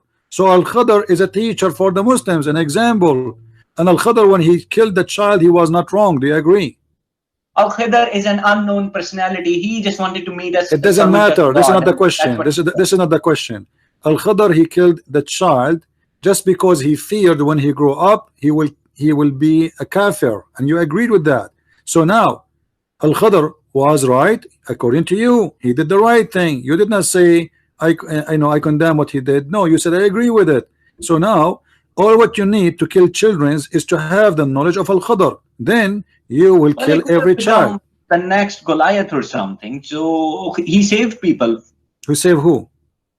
He saved the people, his parents as well as the people. The boy could have become my friend.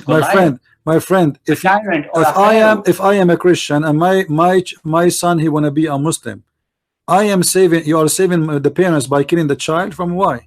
Why would you kill the child? Because you don't have that same knowledge. You're not a servant of Allah. So that's what I'm saying. So what I'm saying, you are saying if you Muslims have a knowledge who is going to be when he grows. By the way, the verse anywhere it says that that guy was a human being. Who is a human being? Al-Khudr. Where it says, it says, who cares if he's a... He could be something non-human. Could be. Could be anything. Maybe he is not a human. All right. Okay. Now, let me ask you then. Al-Khudr, is he Gilgamesh? Pardon? Do you know the story of Gilgamesh? No, I don't think I recall that story. Okay, it's a guy who was looking for the fountain of youth, Right. and he took with him a fish.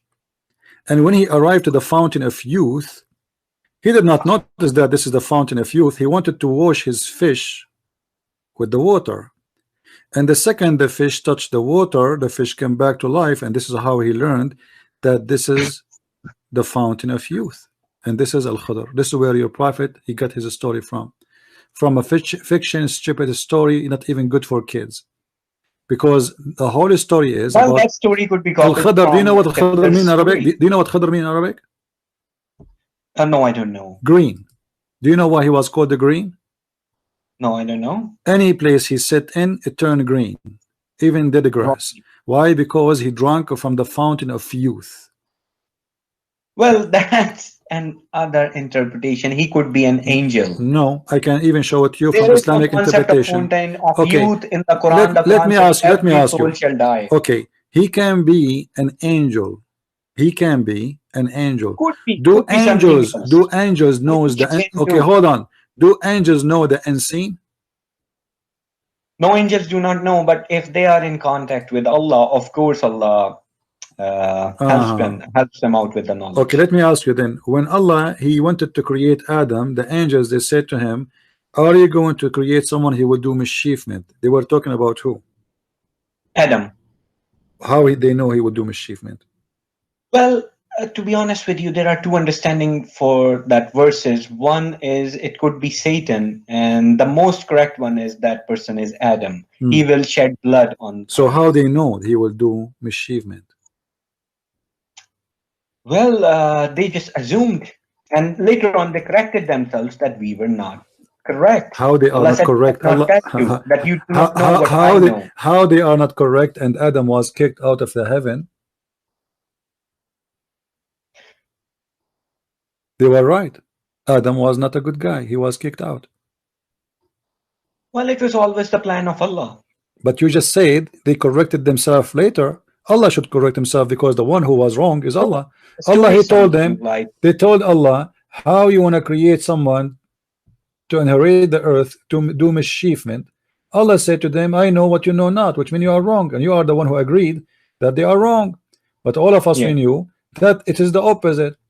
The angels were right, but and Adam are servants of Allah. Oh, let me ask you a question. Adam was kicked out of heaven because he was a good boy or a bad boy? He made a mistake. Does that mean? Give me an answer. Is that mean he's a good boy or a bad boy? Well, that means he was a bad boy. All right. So the angels were right and Allah was wrong. So how you believe in such a book? What? No, Allah was not wrong. He was wrong because okay, hold on. They told him that he would do mischievement. You said that Allah don't agree with them. He said to them, they actually meant by mischief the evil humans. He did all of, you know, and Allah will extract believers from them. So why then, if he is not evil and he will do evil, why he kick him out of heaven? Well, only Allah has that answer. If you are a good guy, you will be kicked out of heaven. If you are not going to do evil, your place then is in heaven.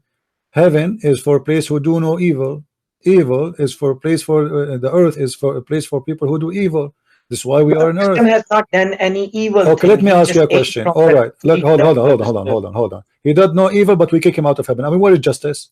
Come on, evil. He did disobey Allah. This is evil according to Islam. So don't fool yourself. If you disobey Allah, this is evil. Will take you to hell.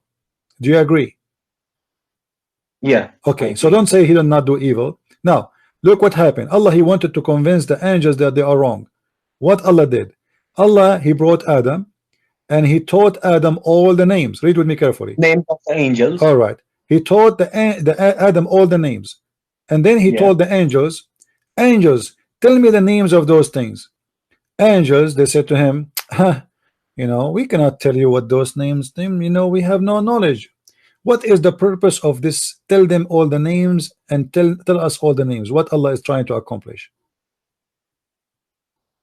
That the humans, they can learn names and they can name things. No, what they have learned. The question is not to Adam, my friend. You know, there is birds, they can learn names too. I mean, don't fool yourself. Do you see this bird in the screen? This bird It's very well The known. birds are not as intelligent All as right. humans. There's birds who repeat names and doesn't mean they are a big deal. I mean, so what mean you know read names? Allah, he taught Adam all the names, and the purpose is he examined the angels. So he said to them, tell me the names of those things if you claim that you know. You claim to know, huh? Okay, tell me the names of those things. Read with me carefully. Yeah. Allah and he taught Adam all the names. I'm reading for you from chapter 2 verse number 31. And he taught Adam all the names of all things. Then he placed them, which means the things, before the angels. So the purpose is to show them what Allah can do and how they are incapable of telling the names. And he said to them, tell me the names of these if you are right. So what the purpose of saying or making this quiz of names is, if you are right about Adam, here we go. I taught Adam the names of all those things. But he's intelligent enough and he can memorize. Let us see. I'm not talking about Adam now. I'm talking about the intelligence of your God. My friend, your God is stupid. You will notice with me in a second that how stupid he is. Read carefully. That's blasphemy. I mean, that's. It doesn't matter what you think. For me, your God does not exist. But hold on. Adam, he was taught the names. Allah, now he taught the angels. Okay, tell me the names of those things if you are right. Right about what? Right about Adam. Correct? Yes. All right. So now what the connection between tell me those names about those things and if you are right? What is the connection? The connection is he can memorize. Human being is not. My friend, he is saying to them, if you are right. Yeah. So what the connection? Tell me the names if you are right. Adam is not involved here now. He is placing the names, the things like the TV, computer, phone, cats, rats. He placed them all in the front of the angels, and he said to them, tell me the names of those things. Angels, they said to him, we do not know except what you told us. We cannot. And he is saying to them, tell me the names of those things if you are right. Right about what? Right about Adam, he would do mischievement. Yeah. Okay, so I agree, right? Well, I still don't know what you actually meant by what that. Do you mean you don't agree? I want you to say yes or no. The angels, they accuse Adam of doing mischievement. Allah, he made a quiz to prove them that they are wrong. So tell me all those names if you are right. Right about what? About what they mean, what they said, that he will make mischievement. Read verse number 30 and verse number 31. They said he will do mischievement. Allah, he said to them, I know what you know not. And right away, Allah, he taught Adam all the names. Not everything is shared. It's just part of you know what Allah knows. It doesn't matter. This is not the topic, my friend. I don't know how old are you. How old are you, Mr. Fuad? I'm 32. 32. You are a growing man, you know. When I was 32, like this is maybe 80 years ago, I was really a lot wiser than you. Be careful, my friend. It says that they made an accusation that he will do mischievement. Read it carefully with me, number 30. They said, wilt thou place therein one who will make mischief therein and shed blood? Allah right away said to them, he said, I know what you know not, which means shut up, you do not know what are you talking about. And now he want to prove to them, hold on, he want to prove to them that they do not know what they are talking about and they have no knowledge. So what he did, he taught Adam all the names, and then he brought Allah proved that they're wrong. So finally you got it. So he wanted to prove to them that they are wrong about Adam. Thank you. Now when I say to you, I named all those things and I gave them names, and then I asked you, okay, tell me the names of those things. Is that will prove that I'm God? No, of course. So what the point of this stupid names game? Well, human being was a new creation. My friend, what answer? I have a cat. Her name is Susu. I ask you, you are an angel. What is the name of my cat? You tell me I do not know. And then I say to you, her name is Susu. Is that a proof that I am God? Of course not. So what the point of this? This is stupid. Allah, he did the same. Allah, he did the same. Listen. Who is the one? Who is the one who gave it? Listen. The creation of Allah. My friend. No. We are talking about the names. Forget about the creation. I'm talking about the names. Allah is the one who gave those things the names, correct? Yeah. Okay. If I am the one who gave them the names, what is the miracle here I did if I am the one who gave them the names and I know the names? What about we do the opposite? Allah says to the angel, what about Allah said to the angel, okay, name those things and don't tell me the names and I will tell you their names. That will be a miracle. But I am the one who gave them the names and then I tell you the names. That will be stupid. Imagine I have a bunch of cats, a bunch of dogs, a bunch of goats, and I place them in the front of you. Understand, CP, yeah, but what? So you see, when you say Quran, my friend, when a Muslim he say Quran only. I mean, I don't have any problem with your understanding. That's fine. But you have to admit this is stupid. Don't you agree? Allah, he proved, I don't. Well, he Allah he proved what here? He proved nothing. So what if he taught Adam all the names? How he proved that he know what they know not? What is the proof? Well, the angels didn't expect Adam to name the things. No, it's not Adam. Adam just a person to show them that I taught him, and he will go. He will recite them for you. I am the one who taught him. So the point is that he is the one who knows. This is the point. So what the point? There's no point. It's stupid. This is a story. It's not even for kids, and you are a grown man, 32 years old. You want to believe in this garbage? What can you say? It makes a lot of sense to me, but you are. I mean, it's nothing. So why it makes sense to you? Explain to me. I'm listening. Why it makes sense? If you are the one who named the things, where is the miracle here? My understanding is that angels thought that human is actually a dumb creature or something made of clay and all. But no, this is not the point here. He's saying to them, I know what you know not. It's not. He did not say Adam. He know what. He did not say. He did not say Adam. He know what you know not. He said, I know what you know not. And then when he asked them about the names, they said to him, they said, the glory to thee of the knowledge we have none. Which mean Allah, he proved to them that he is the one who have the knowledge. They admitted now we are wrong, and you are the one who said we are wrong. Wrong about what? Wrong about Adam. So the whole process here to prove them wrong, but this is not prove them wrong. This is prove them right, because Adam did mischievement. Adam was kicked out of heaven, and knowing the names by Allah is a stupid thing, because he is the one who gave them names for those things, and Allah is just playing a stupid game. It's not good even for children. Well, CP, that's your understanding. All right, you know, so, I'm going to switch. I'm going to switch. I'm going. I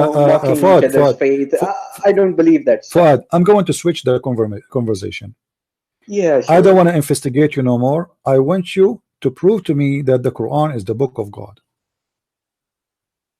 That's a very good question. The answer I have for this is reflect on the verses of Quran. If you find them that it's from Allah and it has no contradiction, then it's fine, it's from Allah. If you find mistakes, then what can I do? Because Allah says in the Quran, Allah will mislead the disbelievers with this Quran. Allah will increase them in error. Guys, did you hear it? Did you hear it? Allah will mislead the disbelievers. If we go in the Quran, chapter 4, verse number 88, it says, وَمَنْ يُضْلِلُ اللَّهَ فَلَنْ تَجِدَ لَهُ سَبِيلًا. And the one who Allah deceive, nobody can guide. And we just heard our friend here, Mr. Fuad, saying, well, obviously, Allah, he will mislead the unbelievers by the Quran. So this Quran is not to guide you. This Quran is to mislead you. This is the book of the devil. Not for everybody. That's why Allah says no. You say it. Everybody heard you. And you Fuad, everybody heard you saying Allah will mislead the disbeliever, correct? Yes. Okay. That's correct. So, but when the Quran came, there was no believer except Muhammad. Yeah. So Allah, he will mislead the disbelievers, all of them, which mean all the Muslims, which mean all of you, because at that time there was 0 Muslim when he said that. So Allah will mislead all the disbelievers, but the only believer at that time, it was Muhammad. You can say that. So Muhammad is the first to deceive. No, Muhammad was a Muslim. He submitted. No, Muhammad was not a Muslim, my friend. Muhammad, hold on. Muhammad was not a Muslim. Read with me carefully. You know? Yeah. Yeah. In the Quran it says that Allah, he found Muhammad lost and he guided. He was lost. Okay, what does that mean? I know that verse. What does Allah that mean? made himself sufficient as well. What does that mean? He was dallan. Muhammad was lost. He was an orphan and lost. Allah guided him. Orphan doesn't make you lost, my friend. Orphan is, you are just an orphan. He was an orphan and also lost. Lost and also, which means in a lost, religious sense, lost he in was which lost. way? Lost in which way? Religious way. All right, thank you. So he was a disbeliever too. Yeah. Okay. I mean, so if it's so in the why? Quran, that's So it. how I don't Allah? want to So how Allah will misguide by the Quran? Will deceive by the Quran the disbelievers if Muhammad himself was a disbeliever? Allah does not say every single disbeliever will be misled by the Quran. Ah, so Allah, he made a book, and this book is a magical book. Some people they will be deceived by this book, and some people they will be guided by this book. Yeah. So what the point? Why this book? This book is not from God. And we should do what Allah says. What Allah said? That you should do salah, you should do zakat. This is what will make you go to heaven? And do good deeds. Help the poor, orphans. Okay. But this will take you to heaven. Yeah, this is all that will take us to heaven. Okay. How you help how you help the orphan? Well, just look after them. Help them out. How you help them?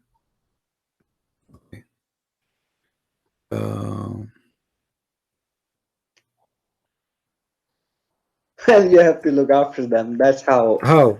No, you need to tell me how. Is that by having sex with them? Is that by having sex with them? No way. Okay. Well, the Quran says that. Quran says you can marry 1, 2, 3, or 4 of them. Okay. What about the orphan? Which verse is speaking about the orphan in the Quran? The verse you have opened up. Which one? That you can marry 1, 2, or 3, or 4 of them. I don't know exactly. This is about orphan. You can marry orphan. Yeah, you can marry up to 4. But they are orphan. They are kids. No, when they grow up, of course. Ah, I thought you are helping the orphan. This is if they are growing up already, my friend. If they are growing up already, they are not orphan. Consuming their property into they are not orphan. They are not orphan. Not orphan. And listen. In the Quran, your book saying that Muhammad, he don't know what faith is. What was the religion of Muhammad? Well, he was lost. That's all Quran says. What his religion was? He was an atheist. Yeah, Quran does not speak of it. Okay, what do you think? At that time, people they used to worship Al-Lat and Al-Uzza. Maybe he didn't believe in anything. He was just lost, and he was not a mushrik. Allah has never called him a mushrik. Allah called him lost. Okay. You see, when you quote for me the chapter of An-Najm, it says that your friend, he was not misguided. Why it says what he was not misguided when the Quran was revealed to him, of course. Have you ever heard have you ever heard of the satanic verses? Pardon? Have you ever heard of the satanic verses?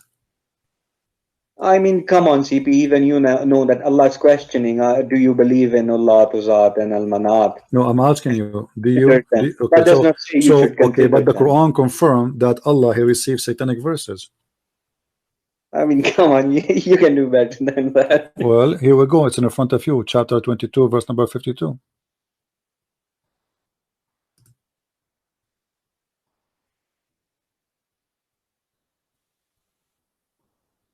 What do you say? Well, yeah, Allah speaks of that Satan throws in it. Okay, a second ago you laughed and you said you can do better than that, but it's true. So Allah, he is confirming that your prophet, he received satanic verses. Why you said you can do better than that? This is not about Prophet Muhammad. This is about who? this is about prophets that Satan did actually confuse them. But the prophet, the message of but prophet it says, Muhammad, but no, this is a message sent, delivered the my Quran, friend, this message the was Quran word sent. cannot change, cannot This be is a tampered with. message sent to your prophet, speaking to your prophet, and it says speaking about the future, not about the past. But Allah will cancel anything.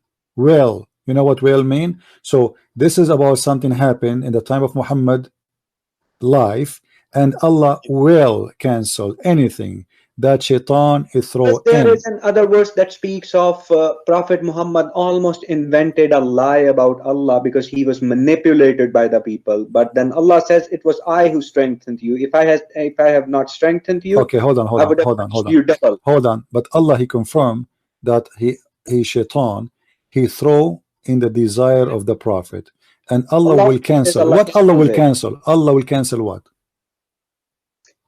Whatever Satan throws in it. So how we know what shaitan he threw in? What he threw in? You'll have to believe in God here. You have to trust God. No. Allah will cancel. How we will know now what is cancelled and what is not? Well, whatever Satan has thrown is being cancelled. Well, because Allah is the guardian how we of know the that Quran. this verse itself is not coming from shaitan? If let us say, listen. If shaitan he was able to give Muhammad satanic verses, and your God confirming that shaitan he can do that to all the prophets, not only Muhammad, all his prophets, and you are the one who said that. So now, if the shaitan can make the prophet say verses coming from shaitan as if they are Quran, how we know that this verse itself is not from the shaitan himself? Not the verse Satan throws in a verse something, but the Quranic code is different. It cannot be tampered with. How? Muhammad he did not even notice. All the Muslim scholars Well, report Muhammad the was story. about to make a mistake. Muhammad was about to invent a lie about Allah, which means he it's was not about. to It says teach he the will Quran. cancel. You cannot say he will cancel if he did not do it yet. Cancel what? Cancel something never happened? Use your intelligence, my friend. Cancel what is about to happen. No, What not is about Satan what happened. No, throw. anything he throw already. It says he throw. Yeah. So he throw already, and Allah will cancel it. So already it happened, not something it will happen. What Allah will cancel it because it's already happened. Yes, so now Allah will cancel how it. we know that this verse itself is not coming from shaitan? No, this was not coming from Shaitan. How you know? How you Allah has know? been sincere How with you you in know? this verse, Shaitan, that he will what's make actually you. going on. Shaitan, he will make you comfortable because now people didn't notice that Muhammad is a fake prophet and he is satanic prophet and he worshipped the daughters of the Lat. So now Muhammad, he want to make himself look good. So he said, "Don't worry, be happy. Allah will cancel it." How we know that this verse itself is not coming from Shaitan if already Shaitan he throw in the mind of Muhammad and the mouth of Muhammad words? Well, Allah has strengthened him. How we know that this is Allah? Maybe this is Shaitan. Shaitan already, the Quran, this verse confirm that Shaitan already throw verses in Muhammad's mouth. And let me show you something.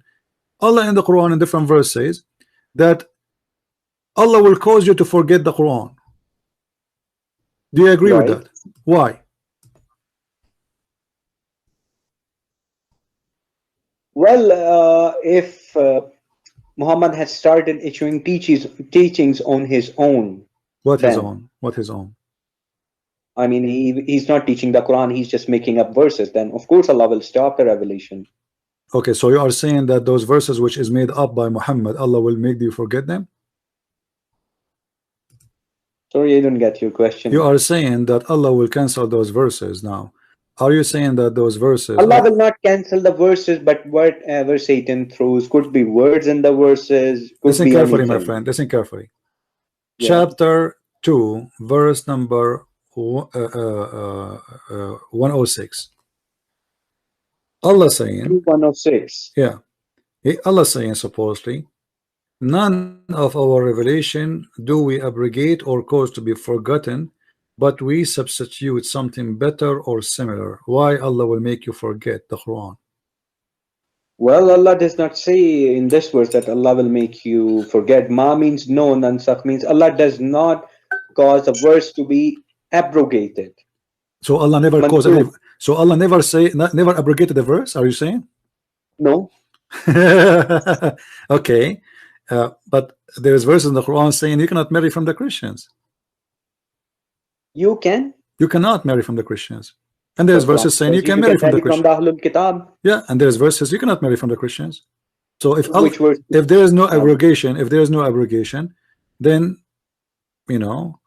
So are you okay? Hold on.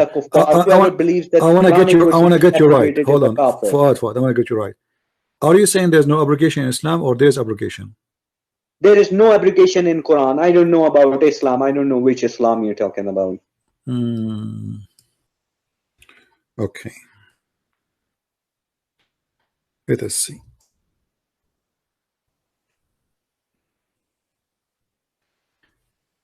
The verse in the front of you, it says, وَلَا تَنْكَحُ الْمُشْرِكَاتَ حَتَّى يُؤْمِنَّ وَالْأَمَ الْمُؤْمِنَ خَيْرٌ مِنْ مُشْرِكَةٍ. Don't marry or don't have sex with women who they are mushrikat. Chapter 2, verse number 221. Yeah. Okay. Yeah. Okay.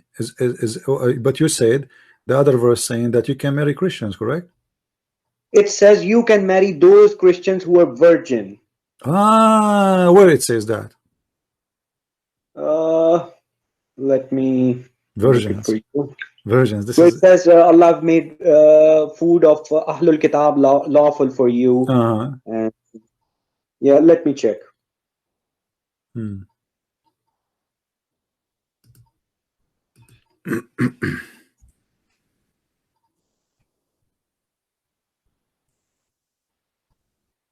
And it says there you can marry the virgins.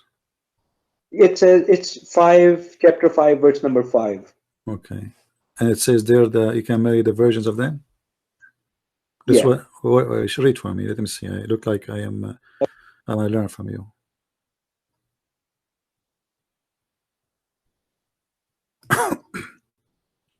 Virgin believers of the book.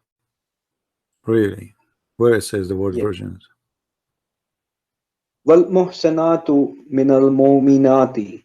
I mean, this is where it says in the verse. Where is the word? Where is the word virgin? Well, muhsanatu means virgin. That's from the same verse which you see, my friend. Before I told you the word muhsanat. It means the married women. So the mother of Christ was a married woman because Allah calls her muhsanat. Okay. Here you are saying it's mean the virgins, correct?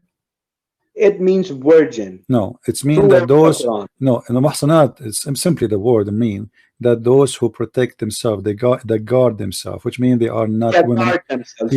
That you can say. Of course, but not, it means virgin. But not virgin. No, not it can be a virgin, but have nothing to do with virgin. However, listen, it's forbidden for you in this verse in the front of us to marry from non-believers. Do you agree? Chapter 2, verse number 22. Mushrikeen, it says mushrikeen. Yes, mushrikeen is not the Christian. Allah has nowhere in the Quran said Christians are mushrikeen. Are you sure?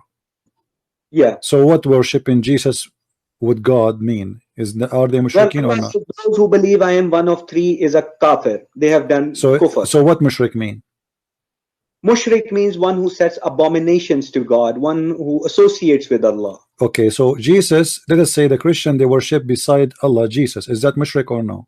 Oh, you believe that Jesus is God, so you're just... Well, those the Christians, my friend. The Christian you are talking about, they believe in Jesus as God too. What are you talking about? Jesus as God, yeah, that's fine. Jesus is God. So how come that's shirk? Okay, well, the Quran says that the Messiah is one of the three, and one of them is Allah. Those who say that God is one of three are kuffar. They have committed kufr. So they are not mushrikeen. No, they're not mushrikeen. But now they have at least three gods according to you in Islam, the Quran. They have Mary and Allah and Jesus. Are they mushrikeen or not? I think that verse speaks of Trinity, where Father, Holy Spirit. No, and the Son. yeah, Trinity, but the Islamic Trinity, Muhammad got it wrong. So if the Christian believe that the Trinity is Mary and Allah and Jesus, is that shirk or not? Well, then that's shirk. Okay, so why you are saying to me there's no abrogation? Because this verse says you cannot have a woman, she is from the Well, mushrikeen. this verse forbids you from My mushrik.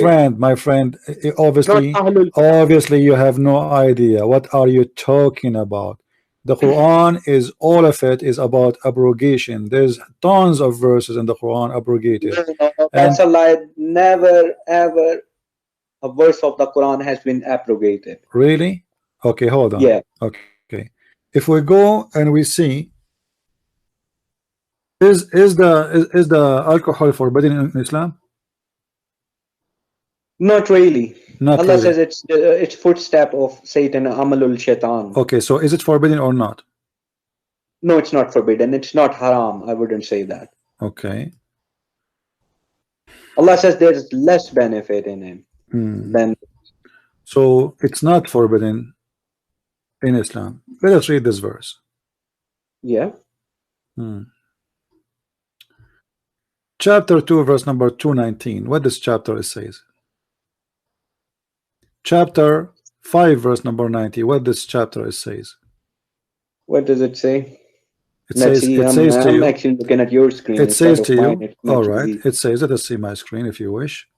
Oh, who you believe, alcohol and gambling and etc., and playing with the stones and arrows and etc., is abomination of Satan handwork. So avoid those things. Allah is forbidding you from doing. Avoid them, but it does not use the word haram. It is haram. It says fajtanibuh.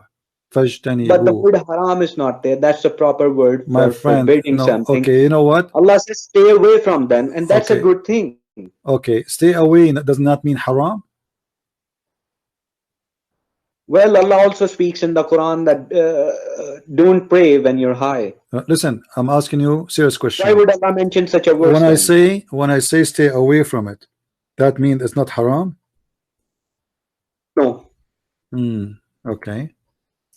So it's just something you shouldn't do. So all those things, all those away from. There's a big difference. I mean, you're just limiting yourself to halal and haram. Okay, hold on. In chapter 16, verse number 36, it says wajtanibu taghut. Is that mean haram or not? Taghut. Wajtanibu taghut. The same word. You said just stay away from it. We didn't stay away from taghut because hadith is the taghut. My friend, this is the question.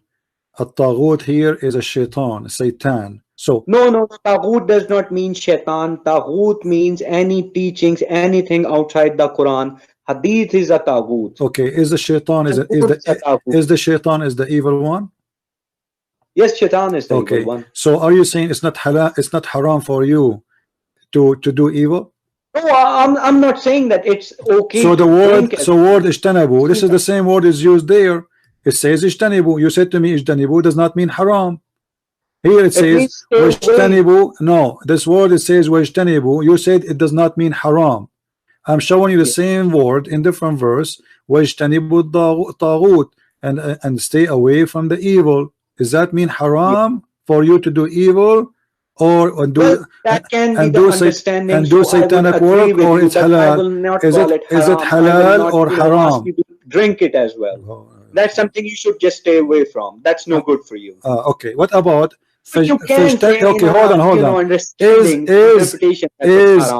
awthan, is statues, is pagans are haram for you or halal? What is haram? Sorry? Awthan, the awthan, the idols, the pagan idols. The pagan idols, they're unclean, they're najas. All right. So is the food provided for the idols is haram for you or it's lawful? Yes, that is haram. Okay, where in the Quran it says that? Well, it's in the same verse. Which verse? Well, maybe I'm not sure if the word haram is being used. It does not say haram, it says ijtanibu. Then okay, I agree with you. Then it means I mean, you see, you make me feel like I'm in a nursing school, so I have to show you 10 verses. No, I'm not a stubborn person, but yeah, my friend, why you are saying, why you from the beginning you say I'm not sure, and we don't need to go and show you verse after verse and show you that this is what the verse mean. So now we have a contradiction. You said there's no obligation. We go to zero. You said the word ijtanibu does not mean haram, but now we discovered that okay, I agree with you, the word ijtanibu mean haram. So now it's not lawful for you. It is, you should not marry a kuffar, and you should not do that. And the Christians are kuffar, and they are mushrikeen too. Well, Allah has forbidden from mushrikeen, not Ahlul Kitab. Okay, so you are saying the Ahlul Kitab, not mushrikeen. I asked you many times. Among them, you know, maybe those who believe Jesus is God, they're not mushrikeen, they're actually kuffar. You know, if you say I like Mary you. is part of Trinity, then there is a shirk. I like you. I like you, my friend. I like you. Seriously, you are very fun. I like. No, listen. Let me show you. When you say the Christians are not mushrikeen, they are kuffar. Obviously, you do not know what kuffar mean, and you do not know what mushrikeen mean, because both words, it mean the same thing, except that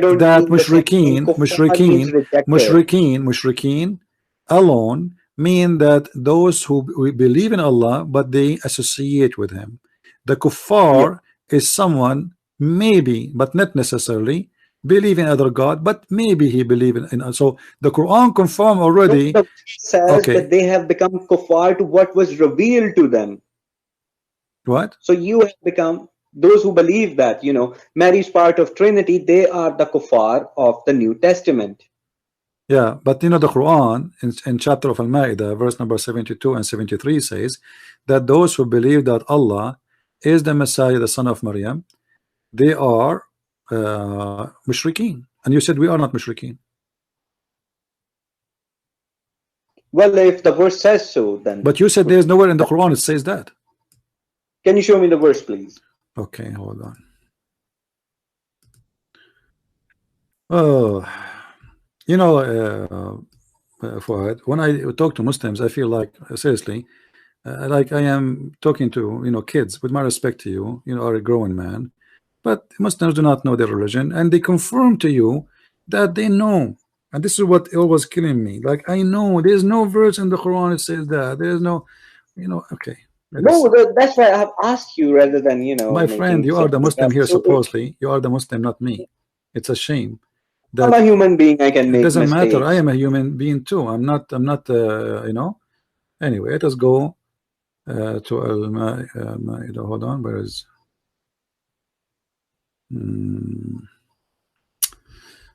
All right. We go to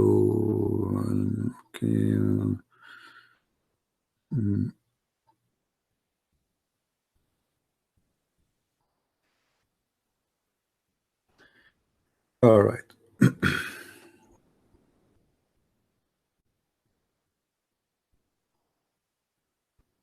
Where is it? Chapter 5. Okay. If we go to chapter 5. لقد كفر الله الذين قالوا إن الله ثالث ثلاثة. Those who they say that Allah is one of three, they are kuffar. All right. Yeah. And then if we go to verse 72.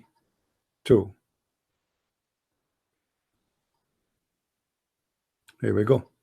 لقد كفر الذين قالوا إن الله هو المسيح ابن مريم وقال المسيح يا بني إسرائيل. All right.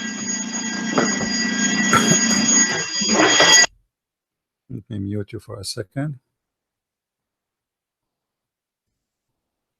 Okay. Are you back?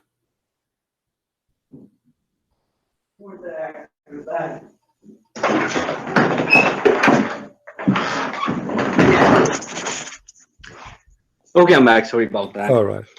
Go to verse number 72, please, and tell me what is the verse saying. 72. Yeah. Which chapter? Well, you can actually go to verse 72 and chapter number 5.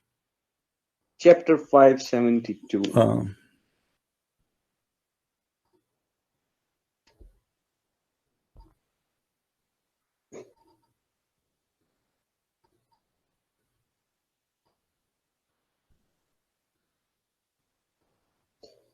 Yeah, I do agree with you. It does speak of different bands of Christians. Some are mushrik. No, there's not some. This is all of them. They are mushrik according to Islam, and they are kuffar.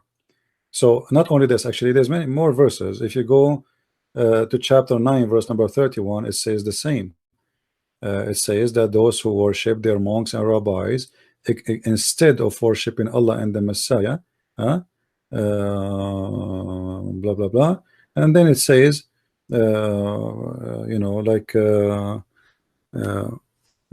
mushrikeen. So you are just ignoring many verses in the Quran, and you believe that you are the one who knows, but in fact this is not true. So now we go back to zero. This is a contradiction. If you don't believe in abrogation, that means there's a contradiction in the Quran. For the Quran says no, that's totally wrong. The abrogation, there's no abrogation in the Quran. So how you cannot marry a believer, but you can marry a believer and a non-believer? How you can one verse says you cannot marry an unbeliever. Huh? Well, you cannot marry such a Christian. The Christian who believes in the Bible and who believes. We believe in Jesus as God. No, the one who does not believe Jesus there is not even a single Christian, my friend. What are you talking about? If you are a Christian, you don't believe in Jesus as God, you are no Christian. And the Jews are mushrikeen too. Obviously you have no idea what your book is about. Don't you know that the Jews believe that they have a son of God too? They have given that ideology up, so they're not mushriks anymore. Who is that? What do you mean not Muslims mushrik anymore? The Jews. Where they are not mushrik anymore? What do you mean? They don't believe that Uzair is the son of God anymore. No, they don't believe in the beginning, and they don't believe now, because this is a fabrication of Muhammad. They used to believe that nobody believes. This is my friend, this is a stupid mistake of your prophet. There's nobody in the world of the Jews ever heard of someone his name is Uzair and they worship a guy his name is Uzair. Where is Uzair? Who is Uzair? Nobody of the Jews worshipped him. Nobody. No, it says no. وقالت اليهود. No, listen carefully. وقالت اليهود وعزير ابن الله. They worship him as a son of God, and this is in chapter 9 verse number 30, and this is in the time of Muhammad supposedly, but not even a single Jew believe in that. Well, they gave up this ideology. Where you mean? When do you mean give up? Give me proof. Where do you get this from? Give me show me one copy of the Torah. So it's false. It's false. It's a lie. Whatever the Quran says, it is a lie. It's a lie. So you see, you take the Quran over all the manuscript of the Jews. The Jews, they have manuscript go to thousands of years, and you refuse all the manuscript, and you accept a guy who came 600 years. It's been manipulated and written by. So how you know that this is not? So how you do not know that this verse itself is not a fabrication? Because not even a single Jew. He have a guy. His name is Uzair, and he's son of God. 12 tribes, so one of them. Which one? But no, it doesn't say a tribe. It says no. It says وقالت اليهود. All the Yahud they say that. This is false. وقالت النصارى. All the Nasara they say that. Didn't say some of the Nasara. Wake up. Well, they used to believe that. They just don't anymore. You have a proof? Do you have a proof? Do you have a proof? No, I don't have proof. So you have how you know that there was never a guy? Yeah, because we have the Torah. We have the Torah. Well, the same as the same. You know, the same. Let me ask you. let us finish with this, because it's endless. I can show you endless mistakes in your Quran. And my friends, for what I don't want to insult you, but your book is the most stupid book ever. I want to ask you, Mary is the daughter. Listen, my friend. Mary is the daughter of who? Imran. Oh no, not. Yeah, Imran. Okay. Yeah. Who is the father of Aaron or Aaron or Harun? Imran. Father of Harun is Imran too. Yeah. Okay. So that will make Mary the sister of Harun. Yeah.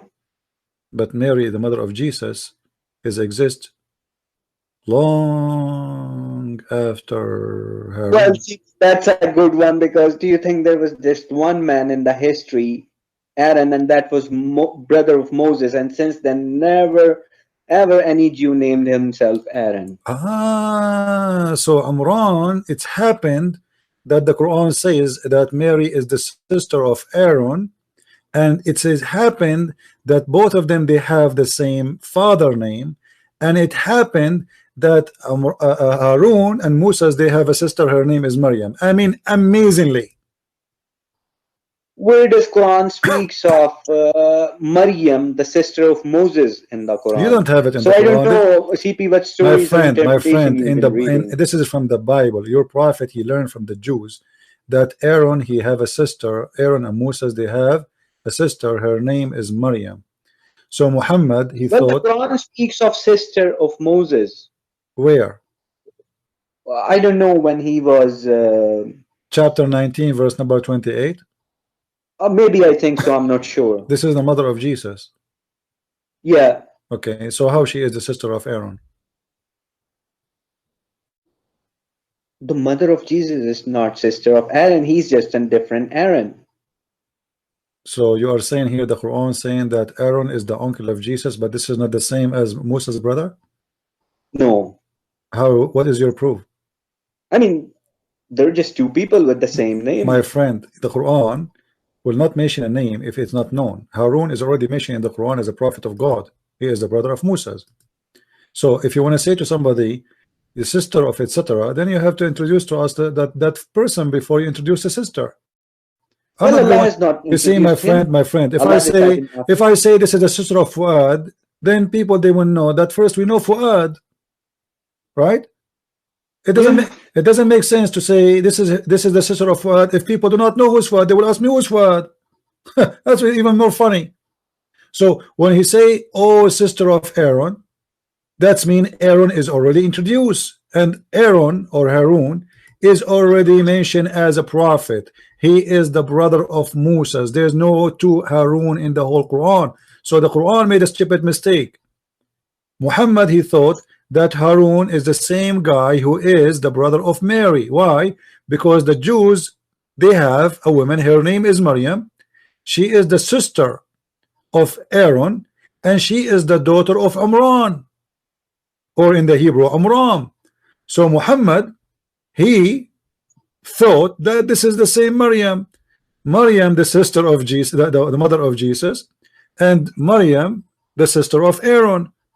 And this is why we find the story, which you don't believe in anyway, that Kabul Ahbar, which is a rabbi, he went to Aisha and he said to her, but you know, Mary is not the sister of Aaron. And Aisha, she said to him, you are a liar, which means Aisha, she don't believe him when he pointed the mistake Muhammad is making. So this is why we have a stupid mistake in the Quran, believing that Mary is the thing sister. Is, you have been reading the silly hadiths, and that's my what friend. I am now proving to you from the Quran. You have no proof that Aaron or Harun is not the same, the brother of Moses, and there's no way you say, oh, sister of Aaron, without introducing Aaron for me. Because that would be stupid. And the Quran, as you see, all those verses introducing to us who is Aaron already, so we know who's Harun. This is why there's no need to introduce him, because already he's introduced. The story of Harun and Moses already is mentioned many times in the Quran. So now he jumped to say, oh, sister of Aaron, because he do not need to say who is Aaron. He is introducing Mary, the daughter of Amran, the sister of Aaron. So it was an introduction for this woman, who she did get pregnant without having a husband. Well, that's your understanding. No, this is not my understanding. Otherwise, prove me wrong. Who is Harun? I don't know from where you have learned. No. I want you to tell me who is Harun. Harun, the brother of Mary. You say this is another Harun. How you know? Who told you this is other Harun? Prove it to me. There's only. Let me ask you. There is only. Is it true that there is only one Harun in the Quran? Only one? No, there are basically two Haruns in the Quran. One is the brother of Moses. Who is the second one? Who is the second one? Brother of Maryam. How you know that this is not the same? Well, they're not same. The time is not same. How you know? How you know this is not the same person? No. Okay. When you say, oh, sister of Aaron, why the Quran did not mention that the father of Mary, she have a daughter, her name is Maryam, and a son, his name is Harun? If you go there in the verse, you will see that Harun and his biography listen. mentioned when Allah has chosen Maryam. Listen. Your God, he mentioned the story of a man who is old, and this man, he brought a son. His name is Yahya, correct? Yeah. Okay. And then he mentioned a story of a same thing, a person or a man who have only one daughter. Her name is Maryam. No, the Quran does not say that there's just one daughter and she's Really? Maryam. Really? Okay, let us see that. Where in the Quran? She would be one daughter. She's just one sister. Okay. Just one woman in the Okay, house. let me ask you. Where in the Quran it speak about Maryam, that she is, how she is born? Do you know? No, I don't know. So how you know that the Quran did not, you know? Oh yeah, I mean the good news was given to the mother of Mary Okay. that it's a woman Okay. All right. that she will serve God. All right. And she said, how can it be a woman? Okay. So Of course, the wife of the prophet Amran. would Okay. serve God. Why Allah did not mention that Mary, she is the sister of Aaron in that verse? Here we go. Speaking about that this woman. It's irrelevant. Why? Mentioning Aaron So here. is it relevant to tell us that she is a sister of Aaron? What's the point to say she is sister of Aaron? Already we know that she is the daughter of Amran. We can say daughter of Amran. Maybe Harun is her younger brother or something. Why? Okay, why you are mentioning his name anyway? What the point if there is no point? Well, because Allah is telling what people did not know before. That What didn't know? That Mary had a brother as well. You know, you are just trying to cover a stupid mistake. However, you know, Mr. Fuad, we showed already. No. You have no proof of what you are saying. You are the one who make your own assumption. You have to admit, correct? No, I'm not making an assumption. So how, I'm asking you for the last time, what is the proof that this Aaron is not the same Aaron in previous verses? I do not have any proof. So why you are saying this is the same one? Why you are saying the same? He is the same one. Why? Why you are? You know, I want to accuse you. I'm not being rude. I am accusing you of fabrication now. I am accusing you of fabrication because you should not say something you are not sure from. So I'm asking you for the last time. Are you sure? Do you have any evidence that this is not the same Harun, which is the brother of Moses? Well, no, I don't have any evidence. I'll be honest. So why you are saying that to me? It's a matter of belief. Okay, why you are saying that to me? If you have no evidence, that means you have nothing. Well, you're following an No. You see, you are the one is following. Why you are saying to me this is not the same person? I do believe that there could be lying to yourself. No, you ever named his son Aaron. You are lying. This is what you are doing. You are just lying to yourself, ashamed of your Quran, trying to avoid the problem that your God, even simple things you do not know. It's okay, CP, just relax. I mean, let's just stop. Well, for us, my friend, we have enough people. They watch already. It's recorded, and you admitted from the beginning that your God, he do not know even which one he created first, and we showed you tons of mistakes, and you agree with them. And each time I correct you, you say, okay, you are right. Let us go back, and we go back to zero. So I want to say to you, I feel sorry for you, Quran people, because simply you are Quran only for a very simple reason. For you are ashamed of your prophet speeches. You have to admit. So in order, that's a lie. That's a lie. So why you are hadith only? Why you are hadith only? I just believe in the Quran alone, and that's it. Islam is from the Quran alone. So Allah says, what hadith you believe in after the verses of Allah? Yeah. So when Allah he says the sun is set in a murky water, that is what Allah is saying, right? That's proof that Muhammad is a prophet. The sun set in the murky water. Then we go to the hadith. We found the hadith confirming the Quran, and that will make it more embarrassing because now you cannot play around and say, oh, it doesn't mean that. So what we can do? Well, Allah in the Quran says the sun set in murky water. Well, CP, it says clearly in the Quran, Tilka ayatullahi نتلوها عليك بالحق فبأي حديث بعد الله وآياته يؤمنون. What does that mean? What is the point of this verse? What is the point of this verse? If Allah is saying the sun set in a murky water. Well, CP, how would you explain, a place or something to a person 1400 years ago? Maybe so Allah have to compromise. Allah, you would, of course, are you saying to me? Okay, you are. Waters. All right, you are saying that Allah. And when you see the sunset, that means you have reached that place. So Allah, He was speaking to naive people, playing naive with them. Yeah, of course, Allah is not going to give them Google coordinates or something. But nobody is asking Allah to say the sunset in murky water.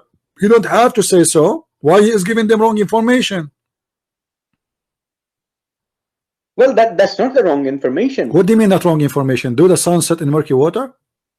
No, it seems like. That's metaphorical. It doesn't say it seems like. It says فَوَجَدَهَا, and he found it. Yeah. Hmm? Did he really found it? Did he really found the sun setting in murky water? If I say it seems like the sun is setting, it doesn't say it seems like, my friend.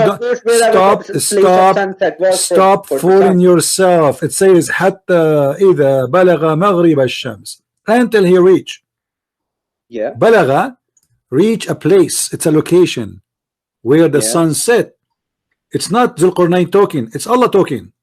It's Allah talking. Yes, that's right. وجدها, he found it. It's Allah talking still. He found it. So Allah reporting a fact. He found it sitting in hot murky water. And وَوَجَدَ عِنْدَهَا قَوْمًا, and he found next to it people. So next to that place he found people. So this is a location where the sun set. Yeah, of course. It would seem like the sun is setting in the murky My waters. friend, don't say it seemed too. He didn't say it seemed. He says until he reached the place. But that's how Allah speaks. Don't forget the fact that Allah wishes also to mislead many with this Quran. So the purpose of this verses here is to deceive us and to make us believe that the sun set in the murky water. What the benefit? Well, that's for you, CP. That understanding is really. No, you are the one who believe in this, not me. I don't believe in one word in the Quran. Let me tell you, my friend. Let me tell you something very. With my respect to you, let me tell you something very stupid. You said. You said this Quran will mislead many. A book cannot mislead anyone unless you believe in it. Do you agree? Well, you're being misled. You don't even believe. No. Don't say that. I just said to you a very simple fact, a logic. Only if you believe in something you can be misled with it. If you are not believing in it, you don't have to believe. All you have to do is believe. My friend, if you are not believing in this book, you are already misled supposedly. So why the Quran is going to mislead me? This book from your mouth is the one who will mislead you, because you Muslims only believe in it. Now you just admitted that your God is fooling us, making us believe that the sun set in the murky water. What kind of God this God is? Well, CP, I've given you my explanation. I don't know what you actually, want to do. You gave me the explanation. Explanation is very clear. You said to me that yes, he said that to mislead you.